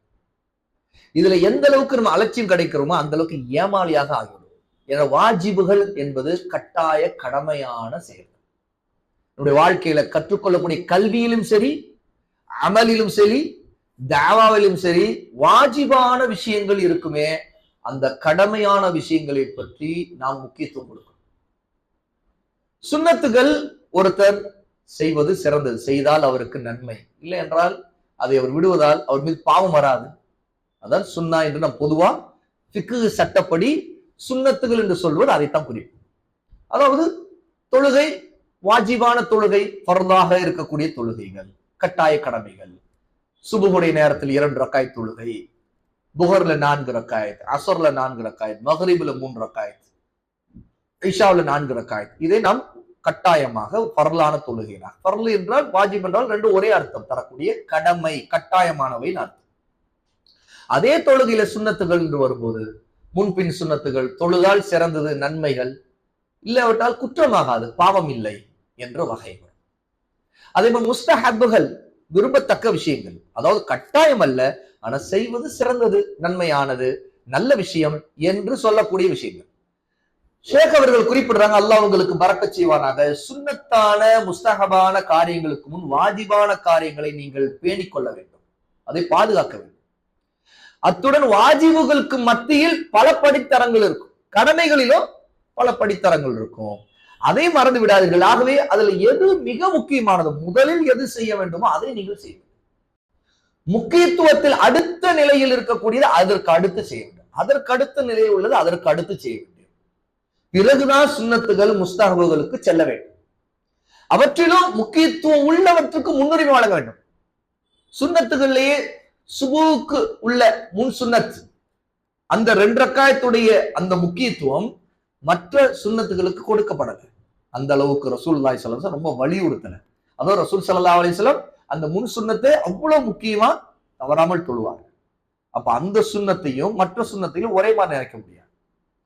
ஆனா இந்த படித்தர வித்தியாசம் இருக்கு. அப்ப சுன்னத்துகள்ல ஃபஜ்ருடைய ஃபர்லுக்கு முன்னாடி தொழக்கூடிய சுன்னத் அது ரொம்ப முக்கியமானதா இருக்குது. ஆக அந்த சுன்னத் ஃபர்லுக்கு அடுத்து மிக முக்கியமா வலியுறுத்தப்படக்கூடிய ஒரு சுன்னத்தாக அந்த சுன்னத் இருக்கு. ஏன்னா அதனுடைய சிறப்பு சொல்லப்பட்டிருக்குது. ரசூலுல்லாஹி ஸல்லல்லாஹு அலைஹி வஸல்லம் தவறாமல் தொழுவாங்க. இதே மாதிரிதான் சுன்னத்துகள் என்றால் கூட சில விஷயங்களுக்கு அதனுடைய முக்கியத்துவம் மற்ற சுன்னத்துகளை விட அதிகமா இருந்தால் அதற்கு அதிகமாக முக்கியத்துவம் தர வேண்டும். அதுல பெரிய நன்மைகள் இருக்கலாம். அப்போ இந்த முன்னுரிமை பார்த்து பிரியாரிட்டின்னு சொல்றோமா இல்லையா, அந்த பிரியாரிட்டி பார்த்து நடப்பது இங்கே மிக முக்கியமானது. நம்முடைய இல்முடைய விஷயத்துல, அமலுடைய விஷயத்துல, தாவாவுடைய விஷயத்துல. அப்ப இல்முலையும் சுன்னத்தான இல்மு எவ்வளவு இருக்குது, முஸ்தஹபான இல்மு, சில விஷயங்களை கற்றுக்கொள்ளும் நன்மைதான். ஒருத்தருக்கு ஹதீஸுடைய அறிவு, ஹதீஸ்களுடைய வகைகள் என்ன, ஹதீஸ்கள்ல அதாவது அந்த ஹதீஸை ஸஹீஹ் தைஃப் பிரிப்பதற்கான நிபந்தனைகள் என்னென்ன, இது முஸ்தஹபான விஷயம். எல்லாரும் கட்டாயம் அல்ல, ஆனால் தெரிந்து கொள்வது முஸ்தஹப், சிறந்தது. இந்த தெரிந்து கொள்வது சிறந்தது என்றாலும் ஒருத்தருக்கு முதல்ல அவர் அடிப்படையாக கற்றுக்கொள்ள வேண்டிய குர்ஆனுடைய ஓதுதலை பற்றிய அறிவை அவர் கற்றுக்கொள்ள. அப்படின்னா ரொம்ப முக்கியமா கடமையா, ஏன்னா தொழுகைங்கிறது குர்ஆன் ஓதுவதை கொண்டது தொழுகை இருக்கு. சூறாக்கள் ஓதாம தொழுகை இல்லை, சூரத்துல் ஃபாத்திஹா ஓதாம தொழுகை இல்லை. அப்ப குர்ஆனை ஓதுவதுங்கிறது தொழுகைக்கு மிக முக்கியமானதுங்கும் போது ஒருத்தர் குர்ஆனே ஓத தெரியாதுன்னு இருந்தா அது எவ்வளவு கடமையான ஒன்று. அப்ப கடமையான ஒன்றை அவர் அலட்சியப்படுத்திட்டு வேறு எந்தெந்த கல்வியோ அதுல முக்கியத்துவம் கொடுத்து அதற்கு நீண்ட காலத்தால அதற்காக அவ்வளவு சிரத்தை எடுத்து அவர் படித்தோம், ஆனா குர்ஆன் கூட அவருக்கு ஓத தெரியாது, ஒரு சூறாவை கூட ஒழுங்கு ஓத தெரியாது. அப்படின்னா அது எவ்வளவு பெரிய ஒரு நஷ்டம் அது. ஒரு கை சேதம் அது. இதுதான் பிரியாரிட்டி தெரியாம ஒரு விஷயத்துல கால் வைக்கிறது. முக்கியமானதை விட்டுட்டு அது அல்லாதது இல்ல. இன்னைக்கு பார்க்கலாம், மக்கள் நிறைய பேர் இன்னைக்கு எவ்வளவு பேருக்கு எவ்வளவு நாலேஜ் இருக்குது அரசியலை பற்றி, உலகத்துல என்ன நடந்துட்டு இருக்கு, இன்டர்நேஷனல் பாலிடிக்ஸ் என்ன, லோக்கல் பாலிடிக்ஸ் என்ன, அவருடைய தெருவில் இருக்கிற பாலிடிக்ஸ் என்ன, பக்கத்து வீட்டுல நடக்கிற பாலிடிக்ஸ் எல்லாம் என்ன, எவ்வளவு நாலேஜ் இருக்கு. அதே மாதிரி தன்னுடைய வியாபாரத்துல தனக்கு முன்னாடி இருக்கக்கூடிய ஒரு வியாபாரி அல்லது தன்னுடைய வியாபாரம் செய்யக்கூடிய இன்னொரு எங்கேயோ இருக்கிற வியாபாரி, அவன் என்ன செய்யறான், அவன் என்ன ப்ராடக்ட் எப்படி டெவலப் பண்றான், என்ன செய்யறான், எப்படி பிசினஸ் போயிட்டு இருக்குது, எல்லாமே அவ்வளவு அவரு ஃபிங்கர் டிப்ல வச்சிருக்கான். ஆனா அவருக்கு அவசியமான அவருடைய மறுமைக்கான ஒரு விஷயத்துல கூட ஒரு தெளிவான கல்வி இல்லாமல் அலட்சியமா இருப்பான். கடமையான கல்வியில அலட்சியமா இருப்பான். ஒருத்தர் ஆடை விஷயத்துல அவ்வளவு தெளிவா இருப்பார். ஆனா தொழுகை விஷயத்துல அந்த ஆடை தொழுகை நேரத்துல எப்படி அணிந்திருக்க வேண்டும் கூட அவருக்கு தெரியாது. அவர் ஆடை இப்படி இருக்கணும், ஃபர்ஸ்ட் இம்ப்ரெஷன் பெஸ்ட் இம்ப்ரெஷன். எப்படி நிறைய பேருடைய வாக்கியம் என்ன, ஃபர்ஸ்ட் இம்ப்ரெஷன் பெஸ்ட் இம்ப்ரெஷன். பார்த்தோன்னே ஒருத்தர் பார்த்தோன்னே அவர் அவருடைய இம்ப்ரெஷன் நமக்கு தெரியணும். அதான் பாருங்க, ஒரு இடத்துக்கு போனா, அங்க வேலைக்கு போனா இன்டர்வியூல பார்த்தோன்னே அந்த இன்டர்வியூ எடுக்கிறவரு இவர் தேர்வாரா இல்லையான்னு ஆடை பார்த்து முடிவு செய்யறாரு. அதெல்லாம் பெர்ஃபெக்ட். ஆனா அந்த ஆடை அல்லாஹ் ஹலாலாக்கிய முறையில அணியப்பட்டிருக்குதா? இது கடமை இல்லையா? அது முக்கியமானது இல்லையா? அல்லாஹ் ரப்புல் தான் ஆடையை கொடுத்திருக்கிறான், அவனுக்கு நன்றி செலுத்தணுமே. அவன் தடுத்த முறையில அந்த ஆடை அணியலாமா? அவருடைய ஆடை கணுக்கால் கீழே இருப்பது பாவமா இல்லையா? அதை பற்றி அறிவு வேண்டுமா இல்லையா? இது வாஜிபான அறிவா இல்லையா? இது வாஜிபான கடமையான இல்மு. அவர் எல்லாமே ஓகே, ஃபர்ஸ்ட் இம்ப்ரெஷன். ஆனா ஒஸ்ட் இம்ப்ரெஷன் அல்லாஹ்வுக்கு முன்னாடி இருந்தா மனிதர்களிடம் பெஸ்ட் இம்ப்ரெஷன் காட்டிட்டு மனிதருடைய பார்வைக்கு அது பெஸ்ட் இம்ப்ரெஷன். ஆனா அல்லாஹ்வோட ஒஸ்ட் இம்ப்ரெஷனா இருந்தா அது என்ன? அப்போ இங்க அதையும் தாண்டி ஒரு விஷயத்தை ஷேக் சொல்றாங்க. இங்க வாஜிபுகளை ஹராமுகளை முன் வச்சு பேசப்படலை. இங்க ஷேக் சொல்றாங்க, வாஜிபான விஷயங்களையும் சுன்னத்தான விஷயங்களையும் கவனியுங்க. நீங்க சுன்னத்தான இடத்துல வாஜிப வைக்க கூட, வாஜிபான இடத்துல சுன்னத்தை வைக்க கூடாது. முஸ்தகபான இடத்துல வாஜிப வைக்க கூடாது, வாஜிபான இடத்துல ஒரு முஸ்தக போல சாதாரணமா நினைச்சா செய்யலாம், நினைச்சா செய்யாமல் இருக்கலாம் அப்படிங்கிற மனநிலைக்கு நீங்கள் மாறக்கூடாது. முக்கியத்துவம் உள்ள ஒன்றுக்கு முன்னுரிமை கொடுக்கப்பட, பிரியாரிட்டி எதுக்குன்னு தெளிவாகும். உங்களுடைய கடமைகள் என்ன, அதை விட்டுட்டு நீங்க எதுலயோ இறங்குறதோ, எதுலயோ கால் வைக்கிறதோ, எதுலயோ மூக்கு நுழைக்கிறதோ, தனக்கு சம்பந்தமே இல்லாம தனக்கு அது தேவையில்லை வாய் திறக்கிறதோ, அதுல பேசுறதோ, அதுல கருத்து சொல்றதோ, அதுல பத்வா பரப்புறதோ, அதுல பேஸ்புக் வாட்ஸ்அப் எதுல எல்லாம் தன்னுடைய மனசுக்கு தோன்றதெல்லாம் பேசுவதும், இது எவ்வளவு பெரிய ஃபித்னா, எவ்வளவு பெரிய குழப்பம், எவ்வளவு பெரிய நஷ்டம். அவருக்கும் பயனளிக்காத மற்றவருடைய நேரத்தை வீணடிக்கக்கூடிய போக்கு தானே அது. அதுதான் இன்னைக்கு இருக்கிற நிறைய தாயிகள், பாமரர்கள் அவருக்குரிய பெரிய பிரச்சனை. அல்லாஹ் நம்மை பாதுகாக்கும். பிரியாரிட்டியை பொருட்படுத்தாம, மார்க்கம் ஒரு விஷயத்துல சொல்லி இருக்கிறத பொருட்படுத்தாம நிறைய இந்த மாதிரி அரசியல் பேசுறவங்க பாத்தீங்கன்னா, இஸ்லாமிய அரசியல் ஒன்று இருக்குல்ல, சத்தியத்தை சொல்லணுமா இல்லையா அப்படிமா, நியாயம் பேசணுமா இல்லையா அப்படிம்பாங்க. ஆனா அவங்களுடைய நியாயம் அவங்களுக்கு முதல்ல அல்லாஹ்வோட ஒரு நியாயத்தை தீர்ப்பை அடையக்கூடிய விதத்தில் இருக்காங்க. இவங்க அநியாயமா இருந்துகிட்டு அல்லாஹ்வோட நியாயத்தை எதிர்பார்ப்பாங்க. அல்லாஹ்வுடைய சுன்னா இந்த உலகத்துல தீனை கொண்டுதான் அல்லாஹ் வெற்றி வைத்திருக்காங்க. அடிப்படை தெரியாம அரசியலை மாத்திரைங்கிற போல தீனை விட்டுட்டு தூரமா இருப்பாங்க. அரசியலுக்கு நெருக்கமா இருப்பாங்க, தீனுக்கு தூரமா இருப்பாங்க. பாவிகளுக்கு நெருக்கமா இருப்பாங்க, உலமாக்களை விட்டு தூரமா இருப்பாங்க. நல்லோர்களை நேசிக்க மாட்டாங்க, தீயோர்களை நேசிப்பாங்க. நல்லோர்களை பற்றி வரலாறு தெரியாம இருப்பாங்க. ஆனா பாவிகள், சினிமா நடிகர் நடிகைகள், கூத்தாடிகள், ஹராமிகள், இவர்களை பற்றி விவரம் தெரிஞ்சு வச்சிருப்பாங்க.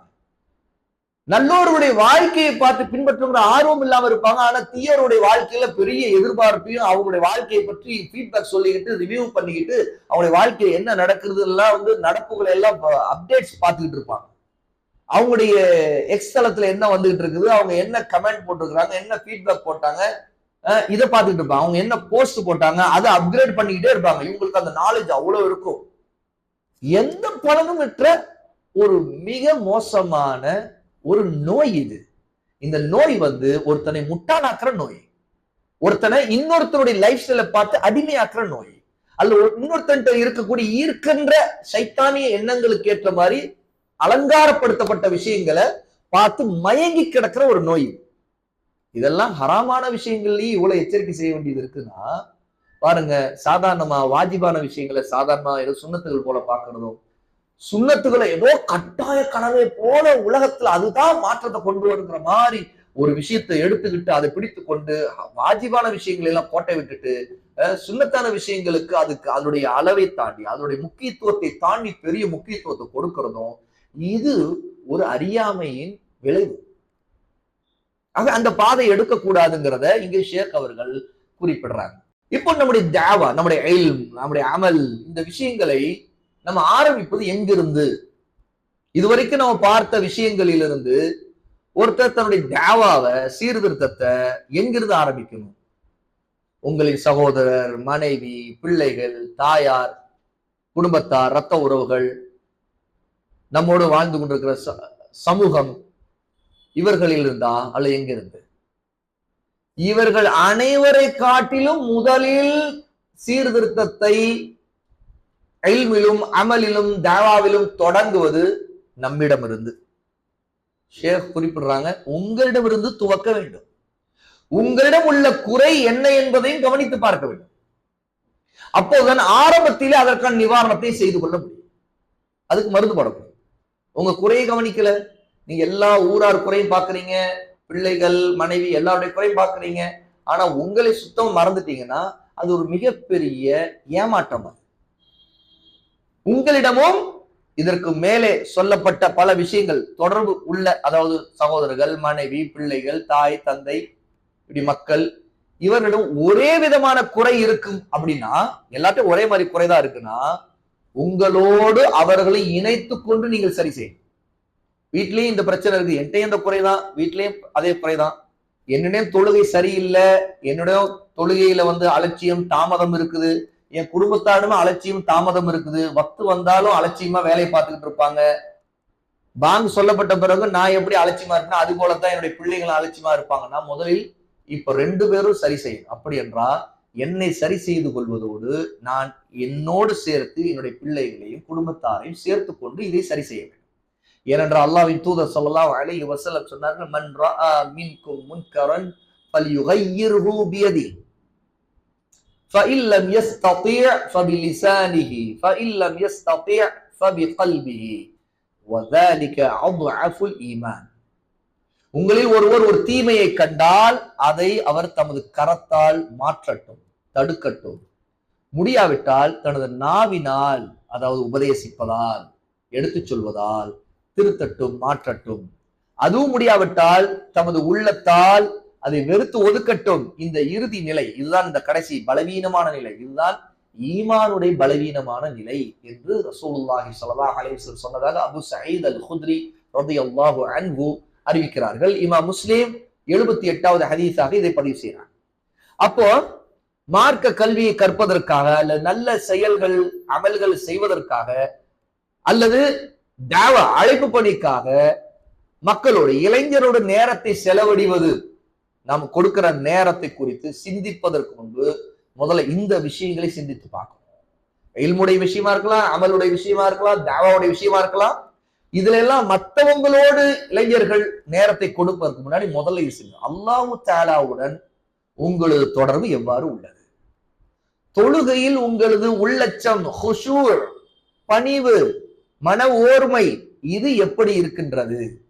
உங்களையும் உங்களது தொழுகையும் சீர்படுத்தக்கூடிய, உங்களது ஹுஷூவ உள்ளச்சத்தை அதிகப்படுத்தக்கூடிய, உங்களது உள்ளத்தை மென்மையாக்கக்கூடிய புத்தகத்தை படிப்பது, அதற்கான அறிவை வளர்த்துக் கொள்வது, அதற்கான உரைகளை கேட்பது, அதற்கான நசீஹாவை கல்வி உள்ளவரிடம் எடுத்துக்கொள்வது. ஒருத்தருடைய துஆ அல்லாஹ்வோட ஏற்கப்பட வேண்டும்னா என்ன செய்ய வேணும்? அவர் என்ன செய்யணும்? அவர் தன்னுடைய அகீதாவை சரியா இருக்கிறதா என்பதிலும், தன்னுடைய மன்ஹஜ் மார்க்கத்தை அடையக்கூடிய வழிமுறை நேராக இருக்கிறதா என்பதிலும், தன்னுடைய உறுதி யக்கீன் அல்லாஹ் மீது தான் சார்ந்திருக்கக்கூடிய தவக்குள் அது பலமா இருக்கிறதா என்பதிலும் கவனத்தில் கொள்ளணும். அதை கவனித்து பார்க்கணும். அது ரொம்ப அவசியம். அது எப்படிப்பட்டது? அதே நேரத்துல இதோடு சேர்த்து இதெல்லாம் பார்க்கறது, துஆ அல்லாஹ்வோட ஏற்கப்படணும்னா தவக்குல், ஈமான், மற்ற விஷயங்கள் சரியா இருக்கிறதான்னு பார்க்கறது மட்டும் இல்ல, ஒருத்தருடைய உணவு ஹலாலா, அவருடைய குடிப்பு ஹலாலா, அவருடைய உடுத்தக்கூடிய உடை ஹலாலா, இதையும் பார்க்க வேண்டும். அப்போ இதுக்கு மாறா தடை செய்யப்பட்ட ஹராமாக்கிய வழியில தான் இதெல்லாம் வந்திருக்குது அப்படின்னா சந்தேகமே இல்ல, இந்த விஷயத்துல கவனத்தை கொண்டு இதை சரி செய்யணும். அப்போ ஹராமானதை விட்டு விலக வேண்டும். ஹராமான உணவு, ரிஸ்க், ஹராமான வழியில உணவு, குடிப்பு, ஆடை, இதை விட்டு அவர் தன்னை தூய்மைப்படுத்த வேண்டும். நன்மை ஏவி தீமை தடுக்க வேண்டிய சூழ்நிலையில் நீங்கள் இருந்தால் என்ன செய்வீர்கள்? மேலே சொன்னதெல்லாம் பிரார்த்தனை ஏற்கப்படாத நிலை ஏற்படக்கூடாது என்பதற்காகத்தான். அப்போ ஒருத்தர் துவா அல்லாஹ்வோட ஏற்கப்படணும்னா இதெல்லாம் சரி செய்யணும் அப்படின்னு நினைப்பாரா இல்லையா? அப்ப அதுதான் மத்தவங்களுக்கு நீங்க சொல்வீங்கன்னா உங்களுடைய நிலையை நீங்க எப்படி நினைக்கணும்? ஆகா, என்னுடைய துவா அல்லாஹ்வோட ஏற்கப்படணும்னா நான் என்னுடைய பிரார்த்தனையை ஏற்கப்படாமல் தடுக்கக்கூடிய அத்தனையை நான் அகற்ற வேண்டும். அப்போ ஹராமானதை நான் உண்ணக்கூடாது, ஹராமானதை நான் குடிக்கக்கூடாது, ஹராமானதை உடுத்தக்கூடாது, ஹராமான பாதையில் இருக்கக்கூடாது, என்னுடைய ஈமானை தவக்குலை சரி செய்யணும், யக்கீன் உறுதிப்பாட சரி செய்யணும் நினைப்பீங்களா இல்லையா? அதைத்தான் நீங்கள் செய்ய வேண்டும். மன்னரை, அதாவது கபருடைய வேதனை, அதனுடைய நிஅமா இன்பங்கள், மறுமையின் நிலைமைகள், அதாவது மறுமையில் அல்லாஹ் தஆலா ஏற்படுத்தக்கூடிய அமளி, அதனுடைய திடுக்கங்கள், நரகத்துடைய அதாப் வேதனை, இந்த விஷயங்கள் தொடர்பான ஹதீத்துகளை படிக்க வேண்டிய தேவை சில வேளை நமக்கு ஏற்படும். அந்த நேரத்துக்கு அது படிக்கணும். ஏன்னா அந்த நேரத்தில் நம்முடைய ஈமான் குறைவா இருக்குன்னா அதை படிப்பதன் மூலமாக நம்முடைய ஈமானை அதிகப்படுத்தணும். சில நாட்கள், சில வாரங்கள், சில மாதங்கள் இதோடைய நிலை வரலாம். அப்போ அந்த காலகட்டம் வரைக்கும் அது அதிகமா படிப்பதை கொண்டு நம்மை அதிகமாக உற்சாகப்படுத்தணும். நம்முடைய நினைவை அதிகமா அதன் பக்கம் கொண்டு போகணும். கபருடைய வாழ்க்கையை பற்றி அதிகமாக கொண்டு போகணும். அதனால் சில நேரத்துல நல்ல அமல்கள் செய்யறத கூட கொஞ்சம் பின்னாடி வரலாம். ஆனா அந்த இல்மை தேடுவதை கொண்டு. ஆனா அதை விட இது முக்கியமான, அந்த இடத்துல அமலை விட இல்மு இங்க தேவையானதா. ஏன்னா அந்த இல்மை கொண்டு ஒருத்தர் தன்னுடைய காரியங்களை சீர்படுத்துவதற்கு இந்த இல்மை அதிகப்படுத்தணும், இந்த ஈமானை அதிகப்படுத்தணும். இப்போது ஒருத்தர் தன்னுடைய ஆன்மாவை தனக்குள் அவர் கேள்வி கணக்கு கேட்கணும், ஹிசாப். அப்போ அவர் முஹாசபா, அதாவது தான் போகிற பாதை சரியா, தன்னுடைய காரியங்கள் செய்தியா, காலையில கண் விழிச்சதுல இருந்து கண் மூடி போற வரைக்கும் இன்னைக்கு செய்ததுல என்னென்ன நன்மைகள், என்னென்ன பாவங்கள், ஏன் இந்த பாவங்கள் ஏற்பட்டது, அதற்கு எது வழியா இருந்தது, அதுக்கு ஒரு மொபைல் போன் வழியா இருக்குதா, அந்த மொபைல் போன்ல எது வழியா இருந்துச்சு, அதுக்கு இன்னென்ன மீடியா, அது யூடியூபோ அல்லது இந்தந்த ஆப்ஸ் தான் வழியா இருக்குதா, அதுதான் வழியா இருக்குன்னா அப்ப அதிலிருந்து எப்படி வெளியேறது, அப்ப அதை அன்இன்ஸ்டால் செய்வதா, அல்லது அதுல வேற ஏதாவது பிளாக் பண்ற வசதி இருக்குதா, அல்ல அது உண்மையே நமக்கு தேவைதானா, அல்ல மொத்தமா அதை நீக்கிடலாமா, இதை பற்றி யோசிச்சு பார்க்கணும். இது ஒரு உதாரணத்துக்கு. இந்த மாதிரி ஒவ்வொரு விஷயத்திலும் குறைகளை தேடி பார்க்கணும். நம்மிடம் இருக்கக்கூடிய குறைகள், அது இல்மு ரீதியா, அமல் ரீதியா, எல்லாத்திலையும் குறைகள் என்ன கேட்கிறாங்க. நீங்கள் யார், எத்தகைய தன்மை கொண்டவர் என்பதை அறிந்து கொள்வதற்காக நீங்கள் அல்லாஹ்வுடைய வேதத்திலும் ஹதீஸ்களிலும் சுன்னாவிலும் உள்ளதை நீங்கள் வைத்து உங்களை நிறுத்து பாருங்கள், உங்களை எடைபட்டு பாருங்கள். குர்ஆனை ஹதீஸையும் படிக்கிறீங்க, அதோட வச்சு இந்த பக்கம் ஒப்பிட்டு உங்களை பாருங்க. அப்படி பார்க்கும்போது உண்மையில குர்ஆனுக்கு ஹதீஸ்க்கும் உங்களுக்கு அந்த இடத்துல நீங்க படிச்சதுக்கும் உங்களுடைய வாழ்க்கை சம்பந்தம் இல்லைன்னா அதுக்கேற்ற மாதிரி உங்களுடைய வாழ்க்கையை மாத்துங்க. ஏன்னா குர்ஆனும் ஹதீஸ்களும் சுன்னாவும் உங்களுடைய குறைகளை அம்பலப்படுத்திடும். நீங்க படிக்கும் போதே சொல்லிடு, நீ செய்யறது தப்பு, நீ போற பாதை தப்பு, நீ செய்யறது தப்பு, நீ பேசுறது தப்பு, நீ நடந்தது தப்புன்னு சொல்லும்.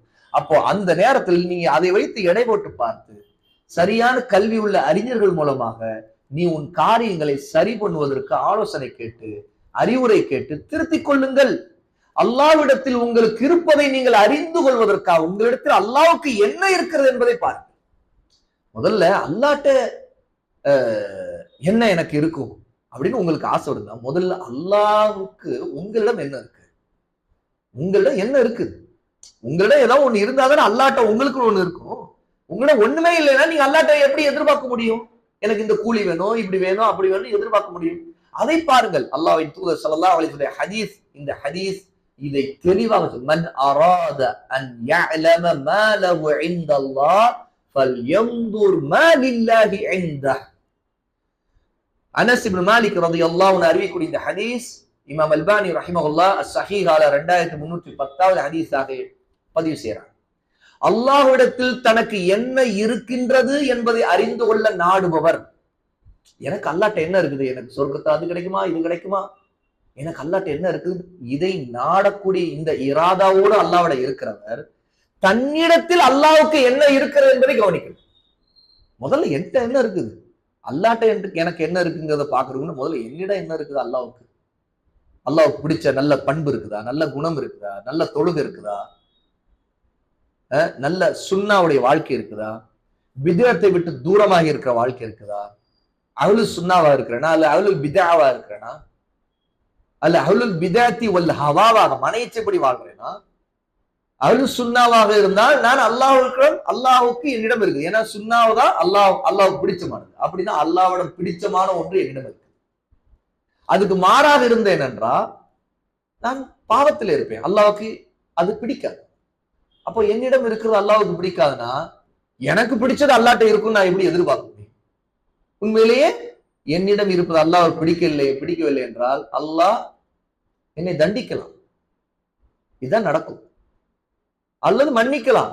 ஆனா மன்னிக்கவும் நான் அந்த அளவுக்கு ஈமான் உள்ளவனாக இருக்கணும், மன்னிக்க தகுதி உள்ளவனாக இருக்கணும். என்ற ஷிர்க்கும் குஃப்ரும் வந்து அல்லாஹ் நாளைக்கு எப்படி என்னை மன்னிப்பான்? மன்னிக்க மாட்டானே.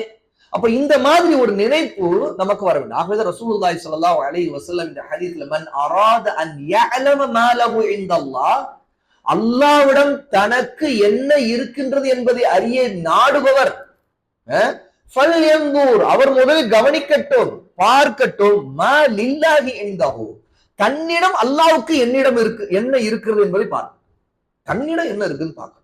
அதை விட்டுட்டு தன்னிடம் இருக்கிறத பார்க்கவே இல்லை, அல்லாஹ்ட்ட எனக்கு என்ன இருக்குன்னு கேட்கிறது என்ன அர்த்தம்?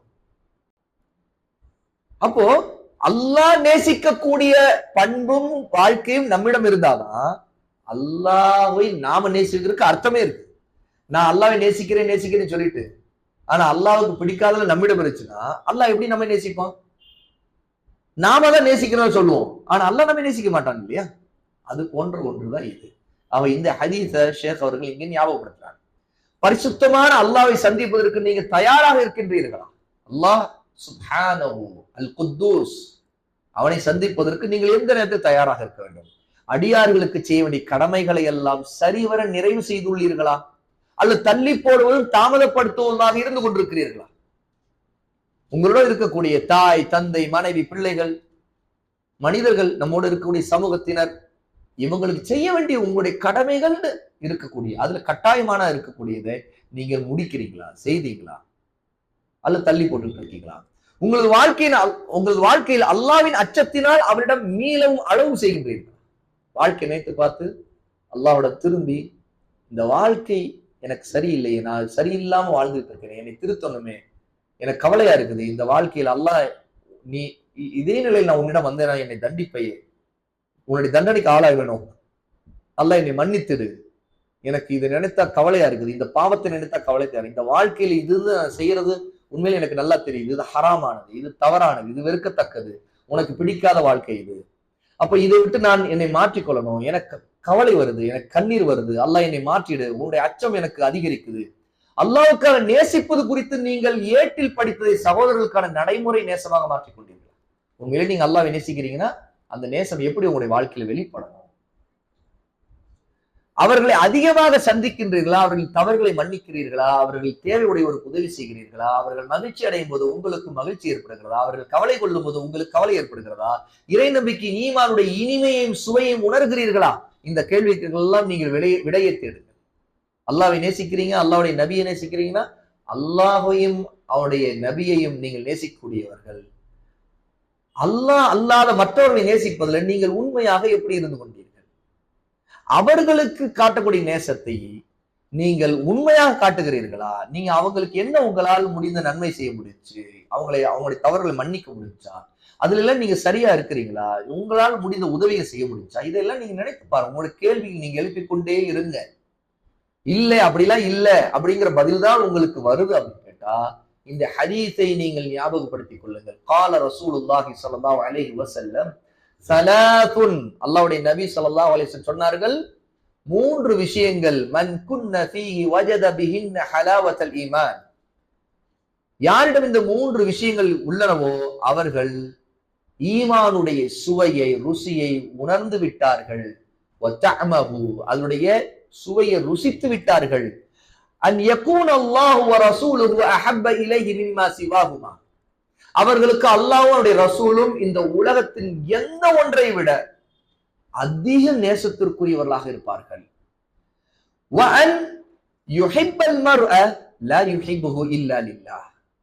அவர்கள் அல்லாஹ்வுக்காக தவிர ஒரு மனிதரை நேசிக்க மாட்டார்கள். அவர்கள் நேசித்து அல்லாஹ்வுக்காக மட்டும்தான் நேசிப்பார்கள். وأن يكره أن يعود في الكفر كما يكره أن يقذف في النار. நெருப்பில் வீசப்படுவதை வெறுப்பது போல குஃப்ரின் பக்கம் திரும்பிச் செல்வதை வெறுப்பார்கள். இந்த பண்பு, இந்த 3 பண்பும் உள்ளவர் தான் ஈமானுடைய ருசியை உணர்ந்தவர். அனஸ் இப்னு மாலிக் ரலியல்லாஹு அன்ஹு அறிவிக்கக்கூடிய இந்த ஹதீஸ் புகாரில 16வது ஹதீஸாக இடம்பெறும். ஆக அல்லாஹ்வுடைய தூதரும் மற்ற எதையும் விட மிக நேசத்திற்குரியவர்களாக இருக்கின்றார்களா? நம்முடைய செல்வம், வியாபாரம், நம்முடைய ஆசை, நம்மளுடைய மன இச்சைகள், பேராசை, இவற்றையெல்லாம் விட அல்லாஹ்வின் நேசத்தை நாம் முற்படுத்துகிறோமா? இதுதான் பார்க்க வேண்டியது. இதெல்லாம் கடைசியா கிடக்குது. இதெல்லாம் நம்ம தள்ளிட்டோம். அல்லாஹ் நேசத்தை முற்படுத்துறோம்னா நமக்கு ஈமானுடைய ருசி தெரியுதுன்னு அர்த்தம். இதற்கான விடையை தெரிந்து கொள்ள உங்களுக்கு நீங்களே ஒரு சோதனை வையுங்கள். அதாவது முஅzzீன், பாங்கு சொல்லக்கூடியவர், அவருடைய தொழுகைக்கான பாங்கு அழைப்பு வரும்போது, அதை கேட்கும்போது வியாபாரம் சம்பந்தப்பட்ட வேலைகளில் நீங்கள் இருக்கிறீர்கள். அந்த வியாபார பணிகளை உடனே முடித்து விட்டு நீங்க தொழுகைக்காக தயாராகி அந்த அழைப்பை ஏற்றுக்கொள்வீர்களா, அல்லது தள்ளி போட்டு உங்கள் விருப்பத்திற்கு ஏற்ப நீங்கள் வேலை செய்து கொண்டிருக்கிறீர்களா? உங்களை நீங்களே இதை வைத்து சோதியுங்கள். உங்களை படிப்படியாக வீழ்த்துவதற்கு ஷைத்தான் முடிவு செய்து விட்டான் என்பதற்கு அடையாளம், நீங்கள் பாங்கு சொல்லப்பட்ட பிறகு அதற்கு தயாராகாமல் அப்படியே தள்ளி போட்டு தொழுகைக்கு போகலாம் எண்ணத்திலே இருந்து கொண்டு உங்க வேலைகளிலே நீங்க மூழ்குகிறீர்கள் என்றால் ஷைத்தான் உங்களை வீழ்த்தி விட்டான், அவனுக்குத்தான் வெற்றி கிடைத்து விட்டது. இதுதான் இந்த சோதனையில் நீங்கள் ஈமானுடைய ருசியை உணரவில்லை என்பதற்கு அடையாளம்.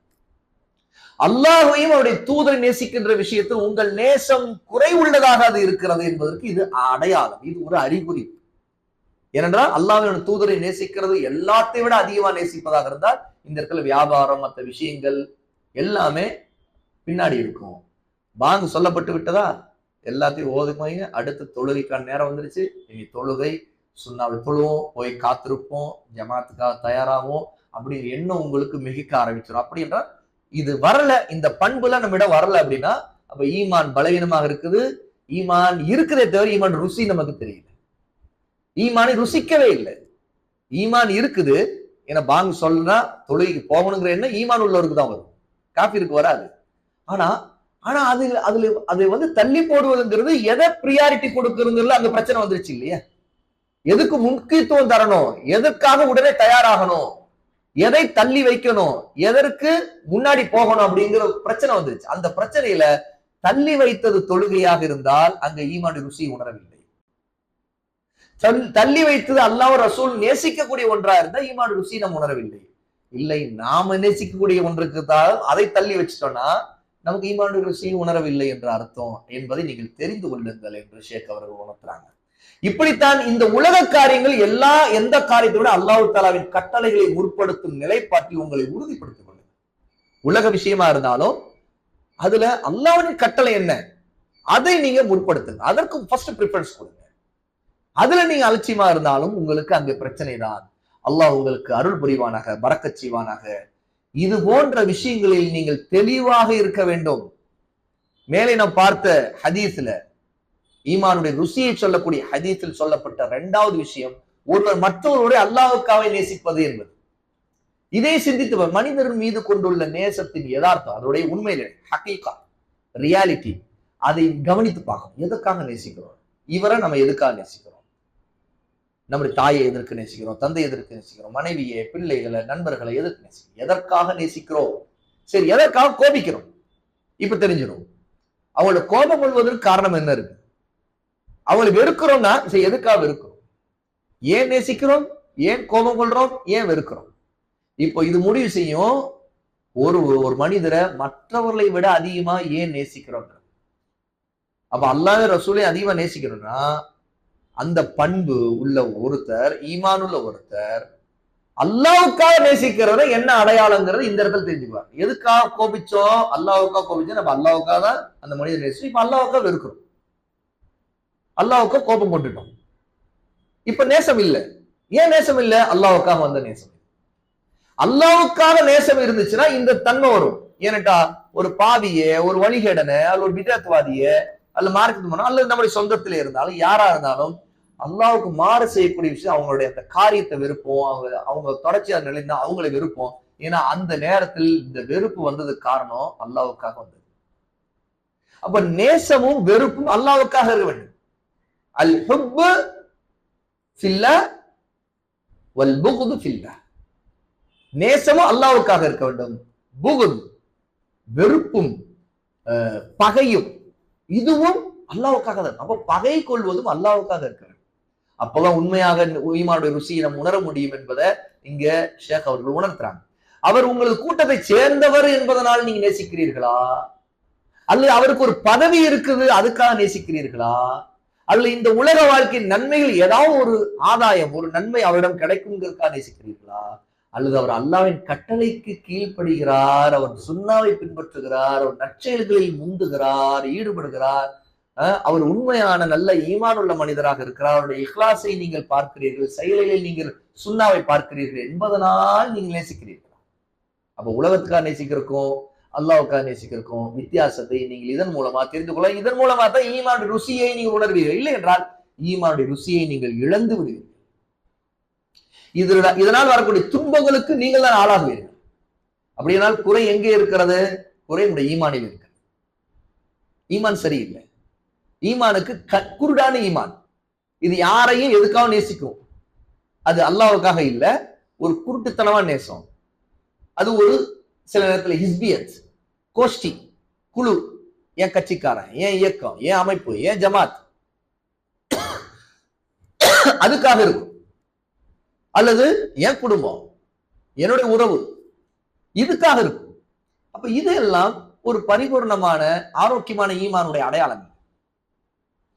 இது குறை உள்ளது. அப்ப குறை நம்மிடம் இருக்குது, ஈமான்ல இருக்கிறது. அப்ப அந்த ஹதீஸ் சொல்லக்கூடிய மூன்றாவது விஷயத்தையும் இப்ப பார்க்க வேண்டியது இருக்குது. அதுதான் நெருப்பில் வீசப்படுவதை வெறுப்பது போல குஃப்ரை வெறுப்பது. உண்மையில் நம் குஃப்ரை அப்படி வெறுக்கிறோமா? நெருப்பில் வீசப்படுவது எவ்வளவு வெறுப்பு, அந்த மாதிரி வெறுக்கிறோமா? அந்த வெறுப்பு நம்முடைய வாழ்க்கையில் உண்மையில் இருக்குதா? அப்போ அந்த பயம், நெருப்பின் மீது ஒரு பயம் இருப்பதை போல குஃப்ரை பற்றிய பயம் இருக்குதா? அந்த பயத்தோடு நாம் வாழ்ந்து கொண்டிருக்கிறோமா? இந்த உணர்வை உங்களை வளர்த்துக் கொள்ளுங்கள். இது அவசியம். எதையும் அல்லாஹ்வுக்கென்றே செய்கின்ற உள தூய்மை, இஹ்லாஸை நீங்கள் வளர்த்துக் கொள்ளுங்கள். உங்களது மனதை பரிசுத்தப்படுத்திக் கொள்ளுங்கள். அதற்கு முயற்சி செய்யுங்கள் என்று ஷேக் அவர்கள் எழுதுகிறார். உம்மு சலமா ரலியல்லாஹு அன்ஹா அவர்கள் அறிவிக்கக்கூடிய ஒரு ஹதீஸ் இங்கே நாம் நினைவில் கொள்ள வேண்டியது. கான அக்ஸரு துஆஇஹி, அல்லாஹ்வுடைய நபி ஸல்லல்லாஹு அலைஹி வஸல்லம் அதிகமா கேட்ட துஆவாக இது இருந்தது. எது? யா முகல்லிபல் குலூப் சப்பித் கல்பி அலா தீனிக். உள்ளங்களை, இதயங்களை புரட்டக்கூடியவனே, என் இதயத்தை உனது மார்க்கத்தில் உறுதிப்படுத்துவாயாக. இந்த துஆ தான் அதிகமா ரசூல் ஸல்லல்லாஹு அலைஹி வஸல்லம் கேட்பாங்க. அனஸ் இப்னு மாலிக் ரலியல்லாஹு அன்ஹு இதை அறிவிக்கிறாங்க. உம்மு சலமா அறிவிக்கிறாங்க. திருமிதியில 2140வது ஹதீஸ். இப்ராஹிம் அலைஹிஸ்ஸலாத்து வஸ்ஸலாம் தன்னுடைய விஷயத்திலேயே ஷிர்க்கை பயந்தாங்க. எப்படியெல்லாம் பயந்தாங்க பாருங்க. அவங்களுடைய துஆ, வஜ்னுப்னி வபனிய அன் நஅபுதல் அஸ்னாம், என்னையும் என் பிள்ளைகளையும் சிலைகளை நாங்கள் வணங்குவதிலிருந்து காப்பாற்றுவாயாக. சூரா இப்ராஹிம் 14வது சூராவுடைய 35வது ஆயா. அப்போ இப்ராஹிம் அலைஹிஸ்ஸலாம் தனக்கே பயப்படுறாங்க. சிலைகளை உடைத்தவரே சிலைகள் வணங்குவதை விட்டு அல்லாஹ்வோட பாதுகாப்பு கேட்கிறார். தனக்கும் கேட்கிறார், தன்னுடைய பிள்ளைகளுக்கும் கேட்கிறார். யூசுப் அலைஹிஸ்ஸலாத்து வஸ்ஸலாமுடைய இன்னொரு வார்த்தை பாரு, தவஃபனி முஸ்லிமன் வ அல்ஹிக்னி பிஸ்ஸாலிஹீன், என்னை முஸ்லிமாக மரணிக்க செய்வாயாக, நல்லோர்களில் என்னை சேர்ப்பாயாக அப்படின்னு கேட்கிறார் யூசுப் அலைஹிஸ்ஸலாத்து வஸ்ஸலாம். 12வது சூராவுடைய 101வது ஆயா. அப்ப இதையெல்லாம் மறந்துடக்கூடாது. நம்முடைய வாழ்க்கையில ஞாபகப்படுத்திக் கொண்டே இருக்க வேண்டும். நாம் அல்லாஹ்வோட பயப்பட வேண்டும். என்னுடைய ஈமானுடைய விஷயத்துல ஷிர்க்கு, குஃப்ரை பற்றி பயப்பட வேண்டும். அதுல விழுந்து விடுமோ என்று. முஸ்லிமாகத்தான் மரணிப்பாமா, அந்த பயம் இருந்துகிட்டே இருக்கணும். அல்லாஹ்வோட நம் உண்மையான முஸ்லீமாக இருக்கணும், நல்லோர்களிடம் போய் சேர வேண்டும், பாவிகளோடு சேர்ந்துடக்கூடாது. ஆகவேதான் அல்லாஹ்வே எங்களை சாலிஹூன் மக்களோடு, நல்லோர்களோடு எங்களை சேர்ப்பாயாக அப்படின்ட்டு யூசுப் அலைஹிஸ்ஸலாத்து வஸலாம் கேட்கிறாங்க. அப்ப அல்லாஹ்வை குறித்த அச்சத்தினால் உங்களை பாக்கியசாலியாக ஆக்கிக் கொள்ளுங்கள். அந்த தக்குவாவை கொண்டு நரகத்தை விட்டு காப்பாற்றிக் கொள்ளுங்கள். அதை விட்டு வெளியேற முடியாமல் நிரந்தரமாக தங்குவது குறித்து பயந்து கொண்டே இருங்கள். உங்களை வாழ்க்கையில் அந்த அச்சத்தை அதிகப்படுத்துங்கள். நிரந்தரமாக அங்கு தங்கிவிடக் கூடாதுங்கிற அச்சம் அதிகமாக வேண்டும். நிலையான பசியையும் தொடர்ச்சியான தாகத்தையும் குறித்து பயப்பட வேண்டும். ஏனென்றால் அங்க நரகத்துக்கு போனவர் நிலைய பசியில் இருப்பார், எப்போதும் தாகத்தில் இருப்பார். அல்லாஹ் அப்படி ஒரு நிலைமையில நம்மை கொண்டு போயிடக்கூடாது. நாம் அதை விட்டு பாதுகாப்பை தேடணும். துண்டித்து போகாத அழுகை குறித்தும், கப்பல்கள் ஓடவிடப்பட்டாலும் ஓடுகிற அளவுக்குள்ள ரத்தம் குறித்து அஞ்ச வேண்டும். ஏன்னா நரகத்துடைய வாழ்க்கை அது எப்போதும் அழுகையும், எப்போதும் ரத்தம் கொட்டி கொண்டிருக்கிறதும், நெருப்பிலே எரிந்து கொண்டிருப்பதும் இப்படிப்பட்ட வாழ்க்கை. அப்போ அந்த வாழ்க்கையில ஒரு மனிதன் போயிட்டான்னா அந்த ரத்தத்துல எவ்வளவு கப்பல் ஓட விட்டாலும் ஓடுவான். அவ்வளவு ரத்தங்கள் கொட்டி இருக்கிற ஒரு சோகமான வேதனையான வாழ்க்கை தான் நரகத்தின் வாழ்க்கை. ஆகவே ஈமானுடைய இன்பத்தை, அந்த ருசியை உணர்வது நீண்ட காலமாக குறைந்து பலவீனம் அடைந்திருந்தால் அதற்காக சும்மா இருந்து விடாதீர்கள். இவ்வளவு காலம் இல்லாவிட்டாலும் இப்ப அலட்சியமா இருந்துடாதீங்க. உடனடியாக அதை திருத்திக் கொள்வதற்கு நீங்கள் உடனே எழுங்கள். அதற்காக உங்களுடைய வாழ்க்கையை திருத்துங்கள். உங்களுடைய உள்ளத்திற்கு, கல்புக்கு அதற்கான மருத்துவத்தை எடுத்துக் கொள்ளுங்கள். சுன்னாவை பற்றி பிடிங்கள். தௌஹீதுடைய அறிவை வளர்த்துக் கொள்ளுங்கள். அல்லாஹ்வை பற்றிய அறிவை வளர்த்துக் கொள்ளுங்கள். குர்ஆனின் ஹதீஸ்களையும் அதையும் தேடி படியுங்கள். அதனுடைய அறிவுரைகளை படியுங்கள். அதற்கான சரியான உலமாவுடைய நசியாவை படியுங்கள். அதற்கான பயணத்தை உடனே தொடங்கி விடுங்கள். எத்தனையோ பேர் இதில் அலட்சியமாக அப்படியே உட்கார்ந்து விடுகிறார்கள். உறுப்புகளின் நோய்களுக்கு நிவாரணம் செய்வதற்காக தன செல்வத்தை செலவிடும் எத்தனையோ பேர் இருக்கிறார்கள். ஆனால் அவர்கள் தன்னுடைய ஆத்மாவுக்கு, தன்னுடைய நப்சுக்கு வரக்கூடிய நோய்களுக்கு தேவையான நிவாரணத்தை தேடுவதே இல்லை. அதுல அலட்சியமா இருக்கிறாங்க. அதை பத்தி கவலையே இல்லை. உடம்புக்கு நோய் வந்தா மட்டும்தான் அவங்களுக்கு அது இடையூறா தெரியுது. ஆனா கல்புக்கு நோய் வந்த பிறகு அந்த நோயில ஈமான் பலவீனப்பட்டு அது நோய் பாவத்தால் அது மூழ்கிற நேரம் வந்த பிறகு கூட அதை பற்றி பொருட்படுத்தாமல் இருக்கிறார்கள். இப்படிப்பட்ட நிலையில ஒருத்தருக்கு மரணம் வந்தால் அது என்ன நிலை? அந்த நிலை எவ்வளவு மோசமானது. ரசூலுல்லாஹ்வுடைய ஹதீஸ், ஜாபிர் ரலியல்லாஹு அன்ஹுவுடைய ஹதீஸ், சஹீஹ் முஸ்லிம் 2878வது ஹதீஸ், யுபஅது குல்லு அப்தின் அலா மா மாத அலைஹி. ஒவ்வொரு அடிமையும், ஒவ்வொரு அடியானும் எந்த நிலையில் இறக்கின்றானோ அதே நிலையில் தான் எழுப்பப்படுவான். யுபஅஸ், எழுப்பப்படுவான். எந்த நிலையில் அவருடைய ஈமான் இருந்தது அதே நிலையில் தான் ஈமான் எழுப்பும். எந்த நிலையில் பாவத்தை செய்திருந்தார் அதே பாவத்தின் நிலையில் தான் அவர் எழுப்பப்படுவார். மரணிக்கும் போது எந்த பாவத்தை செய்து கொண்ட நிலையில் அவர் இறந்தார் அதே பாவத்தை செய்த நிலையில் தான் அவர் எழுப்பப்படுவார். அவை தண்டனையும் அதற்கேற்ற மாதிரி இருக்கும். ஆகவே நம்முடைய நிலை சுத்தமாக ஆவதற்கும், நம்முடைய ஈமான் சிறந்ததாக ஆவதற்கும், அமல்கள் சீராகுவதற்கும் முயற்சி செய்ய வேண்டும். ஆகவே இந்த ஹதீஸை மனக்கண் கொண்டு வாருங்கள். மனக்கண் முன்னாடி கொண்டு வந்து நாளைக்கு அல்லாஹ்வோட நாளைக்கு உயிர் கொடுத்து எழுப்பப்படுவோம் அப்படின்னா, இப்ப இந்த நேரத்துல நான் இந்த பாவத்தை செய்துக்கணும், இன்னும் தௌபாவே செய்யவில்லை, இந்த நிலையில எனக்கு மௌத் வந்துச்சுன்னா அந்த தௌபா செய்யாத மனிதனாக அதே நிலையில் தான் நான் எழுப்பப்படுவேனே. அதை நினைத்து பாருங்கள். ஒவ்வொருடையும் மரணத்தை எதிர்பார்த்திருங்க. எப்ப வேணாலும் மரணம் வரலாம் நமக்கு. அப்போ நானும் நீங்களும் ஒவ்வொருத்தரும் அந்த மரணத்தை எதிர்பார்த்து எந்த நேரத்திலும் மரணம் வரலாம். நீங்கள் உங்களை சீர்திருத்தம் செய்து கொண்டிருக்கும் நிலையில் உங்களுக்கு மரணம் ஏற்படுவது, பிறரை சீர்திருத்தம் செய்வதற்கு நீங்கள் முயற்சி செய்து கொண்டிருக்கும் நிலையில் உங்களுக்கு மரணம் வருவதை விட சிறந்தது. சிலர் தாவாவுல கவனம் செலுத்துவாங்க, எல்லாம் செய்வாங்க, நன்மை ஏவுவாங்க, தீவை தடுப்பாங்க, ஆனா அவங்களே மறந்துடுவாங்க. நீங்கள் உங்களை சீர்திருத்தம் செய்வதில் உங்களுக்கு மரணம் வருவது சிறந்தது. இதை விட மற்றவங்களுக்கு நீங்க சீர்திருத்தம் செய்யறதில்ல, உங்களை விட்டுட்டீங்க, மற்றவங்களை சீர்திருத்தம் செய்தீங்க, அந்த நேரத்துல மரணம் வருவதை விட இதுதான் சிறந்தது. ஏன்னு கேட்டா உங்களை சீர்திருத்தம் செய்ததுனாலதான் உங்களுக்கு அது பயனளிக்கும் அப்படிங்கிறாங்க. பிறகு நீங்கள் உங்கள் கடமைகளை விட்டதற்காக கேள்வி கணக்கு கேட்கப்படுவீர்கள், அதை நினையுங்கள். இதனால் உங்களது நிலை மற்றவர்களுக்கு வெளிச்சம் கொடுத்து தன்னையே எரித்துக் கொள்ளும் விளக்குகோல் ஆகிவிடும். நீங்க உங்களை சீர்திருத்தம் செய்யல, மற்றவங்களுக்கு முக்கியத்துவம் கொடுத்தீங்க, மற்ற எவ்வளவோ நல்ல ஆக்டிவிட்டிஸ் எல்லாம் பண்றீங்க, ஆனா உங்களை மாற்றிக்கொள்ளல அப்படின்னா இது எப்படிப்பட்டதுன்னா ஒரு விளக்கு தன்னையே எரிச்சிருச்சு, கடைசியில இல்லாமல் போச்சு, அதுக்கு எந்த நன்மையும் இல்லை. மற்றவர்கள் அந்த விளக்கு மூலம் பயனடைஞ்சாங்க. அந்த விளக்கு போல இது ஹதீஸ்ல ரசூலுல்லாஹி ஸல்லல்லாஹு அலைஹி வஸல்லம் இந்த ஹதீஸ்ல இதே உதாரணத்தை குறிப்பிடுறாங்க. மதலுல் ஆலிமில்லதி யுஅல்லிமுன் நாஸல் கைர், மனிதர்களுக்கு மக்களுக்கு நன்மையை கற்றுக் கொடுக்கக்கூடிய ஒரு ஆலிம், அவருக்கான உதாரணம் பாருங்க. அவர் தன்னை மறந்து விட்டார், தன்னுடைய நப்ச மறந்து விட்டார், தான் செய்ய வேண்டியதெல்லாம் மறந்துட்டார். ஆனா மக்களுக்கு என்ன செய்யறார்? நன்மைகளை கற்றுக் கொடுக்கிறார். சுப்ஹானல்லாஹ். இந்த ஹதீஸை படுத்தா நமக்கு பயமா இருக்குது. கமஸலி ஸிராஜி யுதீஉ லின்னாஸி வயுஹ்ரிக் நஃப்ஸஹு. இது எப்படிப்பட்டதுன்னா, ஒரு விளக்கு தன்னை எரித்துக் கொள்வதன் மூலமாக மக்களுக்கு வெளிச்சத்தை கொடுத்தது அது போன்றது. இதுதான் இந்த ஆலிமுடைய நிலை.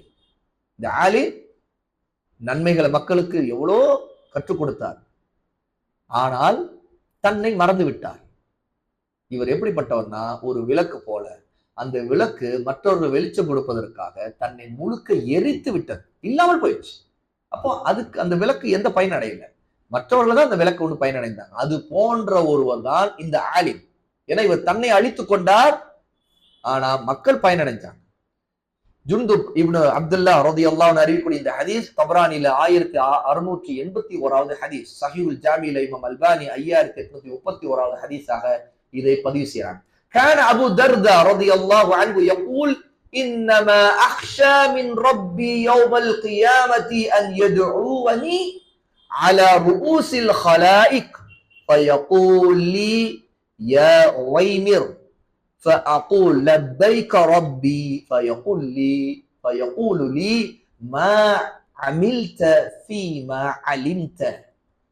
அபூ தர்தா ரலியல்லாஹு அன்ஹு சொல்றாங்க, நான் அல்லாஹ்வுடைய நாளைக்கு மறுமை நாளில் என் ரட்சகன் என் ரப்புக்கு முன்னாடி பயப்படுவதிலேயே மிகவும் பயப்படுவது எது என்றால், என்னை நோக்கி உவைமிர், அதாவது அவனுடைய பெயர் அபூ தர்தா ரலியல்லாஹு அன்ஹுடைய பெயர் உவைமிர், உவைமிர் என்று அல்லாஹ் என்னை கூப்பிட, நான் லப்பைக் யா ரப்பி, என்னுடைய ரப்பே இதோ நான் வந்து விட்டேன் என்று என் ரப்புக்கு முன்னாடி நிற்கும் போது, நீ கற்றதை கொண்டு என்ன செய்தாய் என்று என்னுடைய ரப்பு என்னிடம் கேட்பானே, அதைத்தான் நான் அதிகம் பயப்படுகிறேன். நான் கற்றுக்கொண்டதை வச்சு என்ன செய்தேன்னு கேட்டா, நான் கற்றுக்கொண்டதெல்லாம் அமல் செய்தேனா அப்படிங்கிற விஷயத்துல அல்லாஹ்வோட சிக்கிக் கொள்வேனே, இந்த பயம் தான் எனக்கு அதிகமா இருக்கிறதுன்னு அபூ தர்தா ரலியல்லாஹு அன்ஹு அறிவிக்கிறாங்க, சொல்றாங்க. இது ஷுஐபுல் ஈமான்ல 1811வது ஹதீஸா இமாம் பைஹகி பதிவு செய்யறாங்க. ஸஹீஹுத் தர்கீப் வ தர்ஹீப்ல இமாம் அல்பானி 129 செய்தியாக இதை ஆதாரப்பூர்வம் என்று உறுதி செய்யறாங்க. அப்போ நம்முடைய வாழ்க்கையை உற்று நோக்கணும், நம்முடைய காரியங்களை சீராக்கணும், நம்மை முதலில் கவனிக்கணும், நம்மை முதலில் சீர்திருத்தணும், நம்முடைய காரியங்களை சீர், நம்முடைய நேரங்கள் காலை கண் விழித்தது முதல் கண் மூடுவரை, கண் மூடுவதற்கு எந்த நேரம் அதை சீர்திருத்தம். ஏன்னா எத்தனையோ பேர் கண் மூடுவதற்கான நேரம், தூங்குவதற்கான நேரத்தையே தள்ளி போட்டு நேரத்தை வீணடித்து மொபைல்ல பார்த்துக்கிட்டு இருந்துட்டு, முசீபத்துகளை பார்த்துக்கிட்டு இருந்து, ஹராமான காரியங்களில் ஈடுபட்டு, அல்லது ஹராமான பேச்சுக்களில் ஈடுபட்டு, அல்லது ஊர் சுற்றி கொண்டிருந்து இரவெல்லாம் நேரத்தை வீணடித்து, இப்படி பல மாதிரி மார்க்கத்துக்கு முரணான ஹராமான காரியங்கள்ல நேரத்தை வீணடிக்கிறார். அப்ப இதன் மூலமாக அவர்கள் என்ன செய்கிறார்கள்? இரவு தூங்குவதற்கான நேரத்திலேயே அவர்கள் அல்லாஹ்வுக்கு மாறு செய்கிறார்கள். அதை சரி செய்ய வேண்டும். ஏன்னா பல நேரங்கள் நம்முடைய பல பிரச்சனைகளுக்கு காரணம் முதல் தூக்கம், சரியான நேரத்தில் தூங்கி சரியான நேரத்தில் எழுவது, இதிலே வரக்கூடிய பிரச்சனை.